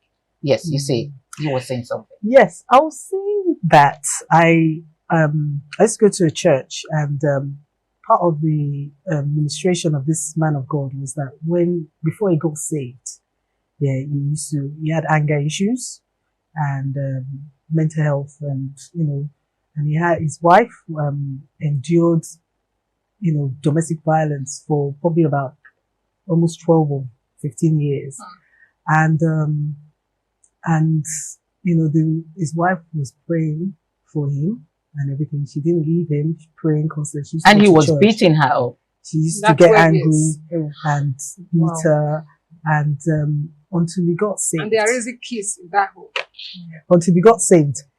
But the thing is, what I'm just saying is that there was a turnaround. Yeah, and this is because the woman loved him dearly, and I'm not saying that, but this is what happened. She prayed, she fasted for this, her husband, and prayed to God, and God turned his life around. He got saved, and he repented. He started going to church, and his life turned around, and he started to treat her well, look after apologize. Till today, he loves his wife, and he's now a pastor. Yeah, doing a lot of work for Christ. A lot of people have been saved through him. A lot of marriages have been like Edith said, that could be just 2%. And then again, from your own angle, do you think the woman took a risk doing all of that, because she could have been killed in that process? What's your take? Okay, my take is exactly opposite of what she said. Because I feel like 80% of women who have fallen victim and stayed for a while is because they've heard this kind of story. You understand? They must have heard some success story from somebody in the church, or even pastors preach it in church. They say no matter what you're going through in marriage, you should, divorce is not allowed. This is not, don't do this, don't do that. Because not all churches. I think there was something I posted on my socials one time. I said that as a woman, if you understand your legal rights in marriage, there are a lot of things that you would not condone, and a lot of people, there was backlash. What do you mean? You're not submissive and all of that, because submissive, it's a religious term, right? But then if you look at the way it is in our world today, because your partner wants to establish dominance, there's no form of equality. There's no form of respect. And once respect goes out, then that's it. There's nothing there There's anymore. nothing there anymore. So Abiodun, I like the fact that you said, okay, he changed. He became a pastor. Is an example.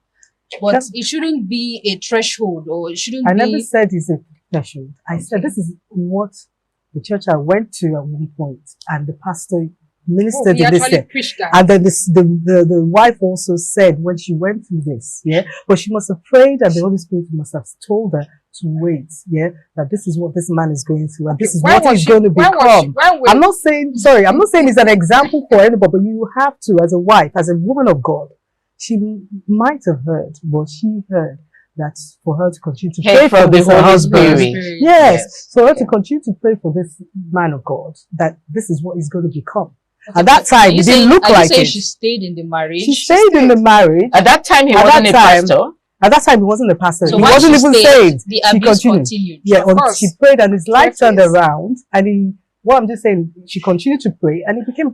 I'm not saying that this is an example for anyone, but why were they preaching all that for the congregation? Still, why was the pastor preaching that to the congregation? Is it try to make it a foundation for others to follow? And why was the wife supporting it? That there should be long suffering in the hand of in the marriage. I think my problem with what she said was she was still in that marriage for 12 years, taking the abuse. Why the abuse was going on, and the man with full pride stand in the congregation to preach that the men should keep abusing their wife.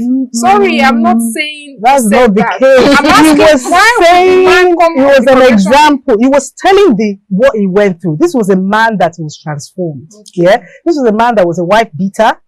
used to have go through anger issues, and he's mental encouraging the health, congregation and to God keep doing what they are touched him. doing. He was just and saying, why their wife he was talking of his he was story. talking about his experience and how God touched him and turned his life around. Okay. Yeah. No, you have to so that other people there that are going through, that are doing, they can know that there's still hope. You know, and in a situation, just to know if a man is there, and a wife is there, there's different situations. Like she said earlier, it's just 1 out of 10. Yes. So someone could have stayed back and get killed. No, please, I don't want every woman you're going through abuse, domestic violence in your home. Get help. Shout. Speak to your pastor, your counselor. Okay, get help. Let me come in here quickly. Let me use this example too. Yesterday, someone came to me and was telling me a story. This story is about a younger brother whom I know does drugs. Okay, he had gone, when someone does drugs and turn into a mad person. But this girl has been standing by him and has refused to go. She has a reason. It's not a wife, they're dating. She has a reason for not wanting to go. This guy takes drugs, will beat her up, will push her out of the house. The sister who came to talk to me, because we know the story, will go and tell the girl, move. I have told you, go. Don't stay. He's my brother. I'm just waiting for me to hear he's dead so I can come and pick up his corpse and bury him. Because the situation was what took their mother's life. The mother died at just 63. She was very young and pretty when she died. Okay, so now the sister walked up to me yesterday and said, do you know my brother is getting married? I said, which of them? He said, the same one you know. So the same lady? I said, to who? He said, to the same lady. Wow. I said, why? She's still there. And she said, listen to me. I know you will get upset when you hear this. And that's why I came to meet you. So you call him and talk sense into his head. That the brother said to her that, I don't think I want to marry her. We went to the hospital. I heard that she has fibroid. And then again, since we've been dating, she had never taken him. So I turned to the sister. I said, I don't know what you responded, but this is my response. How sure is he that this problem of not getting pregnant is not coming from him? With all the drugs that you have taken in life, and you see somebody standing. So my question here now is, why is it always women? Can you say the man with all the luggages is pointing at one luggage that the woman had, the fibroid, which is a natural thing. That is, it's not that she caused it on herself. By herself, yeah. You understand? You are pointing at that, and you are pointing at her infidelity, her infertility. Well, or no, you're not a doctor, and nobody has given you the breakdown of her medical history to know that you are not you're already pointing at her having fibroid. You can imagine this type of men we have in the society. Thank you very much, Princess. Because let's even circle back to the main issue. The main issue for women is shame. That is the main issue. Shame. You see that shame? What will people say? Exactly. What will people say? If this man goes, will marry me again? Will I see any other person? What will my mother-in-law say? They should think of what people will say when they are kids. Don't think of what people will say when you walk away. It's because of the way people judge women. If you are in an abusive relationship, they feel if you get out of any marriage or any relationship, they feel it's your fault. You didn't do this right. You didn't. But that is the first step. The first step is acceptance. Acceptance that I'm a victim. I am dating an abuser or I'm married to an abuser. Then you have to stop that denial. Stop following what people are saying. Stop following what women who are married for over 1 decade, they are giving you advice. I mean, as at the time they married in 1942. People that will tell you to stay in there. When the chips are done, when the woman is finally killed, they will not be responsible for your children. They would even your marry children another will be thrown to the street. I always say that. The children will be thrown to the street, or they will be there, and those people that advise you to stay, to be patient, to tolerate, they won't be there for your children. After 3 months, they are all gone. And just have it at the back of your mind, whether the man or the woman, when the spouse is killed or dead due to the abusive marriage, the other one has the right to remarry. Okay.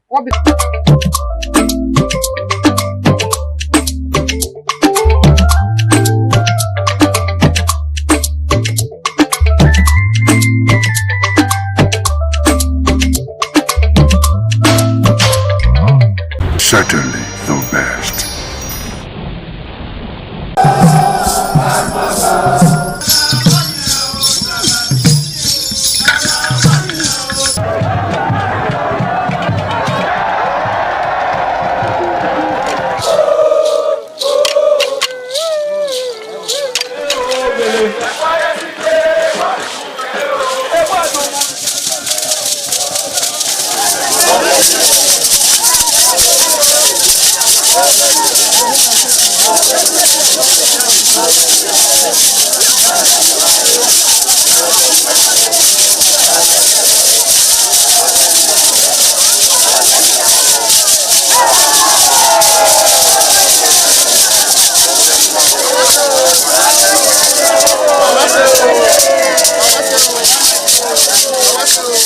Top on the list of the initiates was the eldest son of the Esama of Benin and former governor of Edo State, Chief Lucky Nosakare Igbenedion. 11 of his siblings, namely Bright Ayamekwe Igbenedion, Honorable Charles Osenwige Igbenedion, Peter Osawari Igbenedion, Dr. Fred Osanwi Igbenedion, Barrister Mike Osarene Igbenedion, Efosa Douglas Igbenedion, Ukpoma Ernest Igbenedion, Osawe Igbenedion, Edosa Igbenedion, Dr. Daniel Omorige Igbenedion, Agbon Steve Igbenedion, as well as the Executive Director Operations, ITV and Radio, Chief Elder Ugbeide Nwonse.